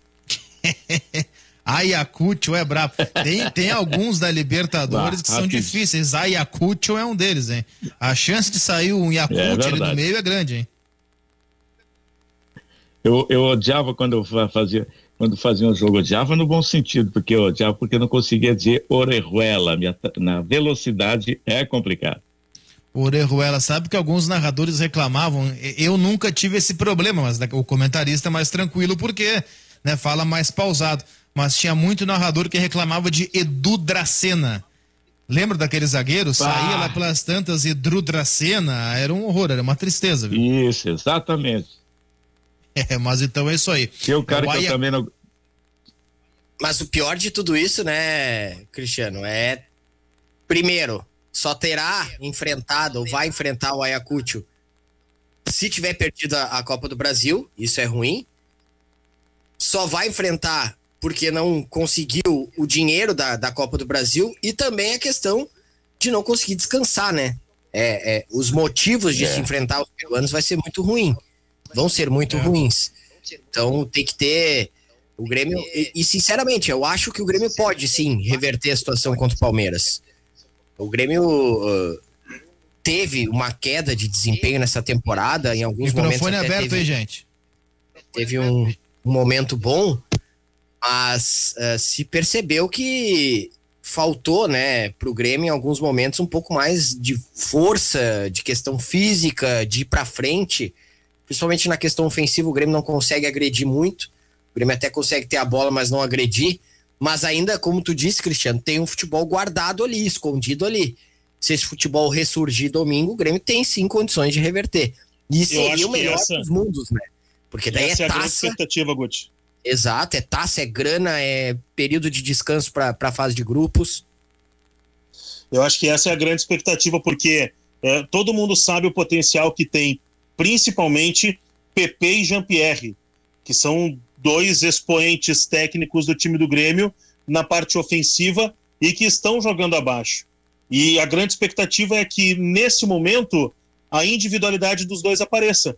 E que o Grêmio consiga, na figura desses dois, principalmente, ter o poder ofensivo para tanto fazer o gol quanto abastecer, por exemplo, o Diego Souza. A gente vem colocando há dias aí. O Diego Souza é o artilheiro do Brasil na temporada. Então ele é um jogador que ele pode ser decisivo. Tem que ser abastecido, mas ele pode ser decisivo. Então a grande expectativa é essa, que além de o time coletivamente voltar a mostrar que tem capacidade de fazer um bom futebol, que as individualidades também apareçam. Como é que funciona a premiação, hein? O Grêmio já adiantou parte da premiação, metade aproximadamente, já. E a outra metade, se viesse, o Grêmio for campeão, ela vai direto para os jogadores, é isso? Não é toda para os jogadores, não. São, o Grêmio e o Palmeiras já receberam 22 milhões da final, por estarem na final. Ou seja, quem for vice-campeão não ganha mais nada. E o campeão ainda ganha 32 milhões. E o Grêmio já discutiu com o grupo de jogadores, e uma parte desse valor, desses 32 milhões, vai para o grupo de jogadores. Uma parte gorda, eu suponho, né? Eu não tenho o valor exato, mas assim, com a experiência que a gente tem no futebol, eu imagino que vai ser dividido entre todos. E aí, quando a gente coloca todos, tem todo o pessoal que trabalha no clube. Claro que cada um com um percentual diferente, mas eu acredito que vai entrar aí na casa de 25 milhões de reais para ser de premiação para todo o grupo, né? Toda a parte do futebol do Grêmio. E aí cada grupo tem o seu critério de divisão, né? Aqueles que são titulares ganham mais, os reservas menos, o pessoal do staff menos, mas todo mundo tira a sua boquinha ali. E é claro que isso vale para todo mundo, né? Se o Palmeiras ganhar também vai ter premiação para jogadores, não é só no Grêmio, né? E às vezes até os próprios jogadores dão uma engordada dos funcionários, né? Além da própria premiação do clube, às vezes os jogadores também se cotizam e aumentam a premiação dos funcionários, os roupeiros, os massagistas, todo o staff, né? Aproveitando até para contar uma história interessante que às vezes a torcida não entende como é que funciona. O pessoal que trabalha no staff, no dia a dia dos jogadores, e aí eu tô falando assim do roupeiro, do massagista, do mordomo, que é quem cuida do vestiário, deixa tudo em ordem. Esse pessoal não ganha alto salário de trabalhador comum, salário pequeno, e ele tem uma responsabilidade muito grande.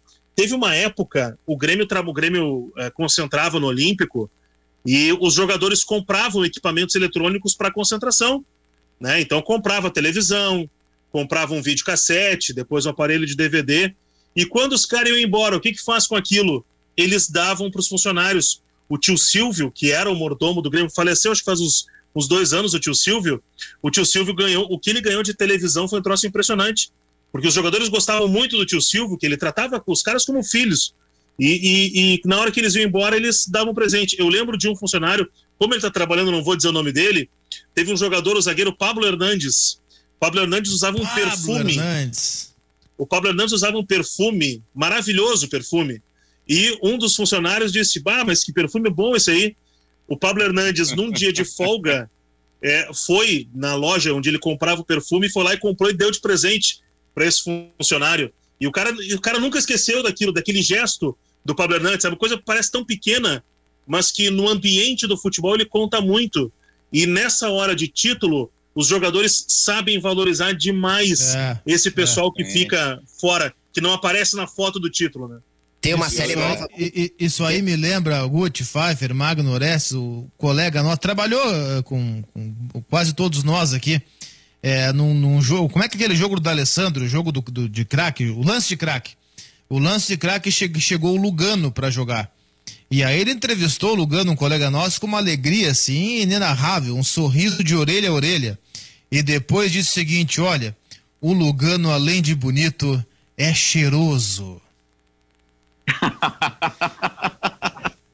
Eu não sei se não era o mesmo perfume do Pablo Hernandes. O Lugano, além de bonito, é cheiroso. Deve estar nos escutando. Ele trabalha no Santo Antônio hoje, mas nos escuta. Fala, Guti. Tem a série hoje do Corinthians, né? Não vou fazer propaganda, mas todo mundo que acompanha esportes está vendo e tal. E é dentro mesmo do Corinthians, né? Portas abertas. E tem uma cena que é num estacionamento, assim, eu acho que é do CT Parque São Jorge, ou CT Joaquim Grava. E chega o Gabriel, volante do Corinthians, e entrega uma sacola, assim. Não dá pra ver o que é a sacola, mas ele entrega para um funcionário do Corinthians e o funcionário agradece bastante, assim. Não sei se tinha comida, roupas, algumas doações, algumas situações assim. Mas jogador, treinador fazem muito isso com os funcionários do clube. Fazem mesmo. Essa história do perfume, o Cristiano Oliveira me recordou também de um colega que achou muito bonito o relógio do outro colega. Que relógio lindo esse teu, fulano. Tu gostou? Pega pra ti então, irmão, é teu, irmão. Tá bem. Muito bem, 12:57. Senhores, o Ganhando o Jogo vai ficando por aqui. Um abraço, Magno. Eu só quero anunciar amanhã, 6 da tarde, o Arquivo Guaíba, 2 horas, especial Grêmio Copa Brasil. 6 da tarde, Arquivo Guaíba, tem Zé Aldo, tem Haroldo de Souza, tem Marco Antônio Pereira. As conquistas do Grêmio na Copa do Brasil, amanhã, 6 da tarde, na Guaíba. Copa Brasil, é claro. Valeu, Orestes. Um abraço para todo mundo aí. Gutierrez, valeu, um abraço. Valeu, grande abraço. Valeu, Rafael Pfeiffer, nos vemos domingo. Nos vemos não, né? Trabalharemos juntos domingo, mas não presencialmente. Exatamente, eu volto às 5 no Repórter Esportivo também. Valeu, Ganhando o Jogo fica por aqui para F-Tech Centro Automotivo, troca de óleo.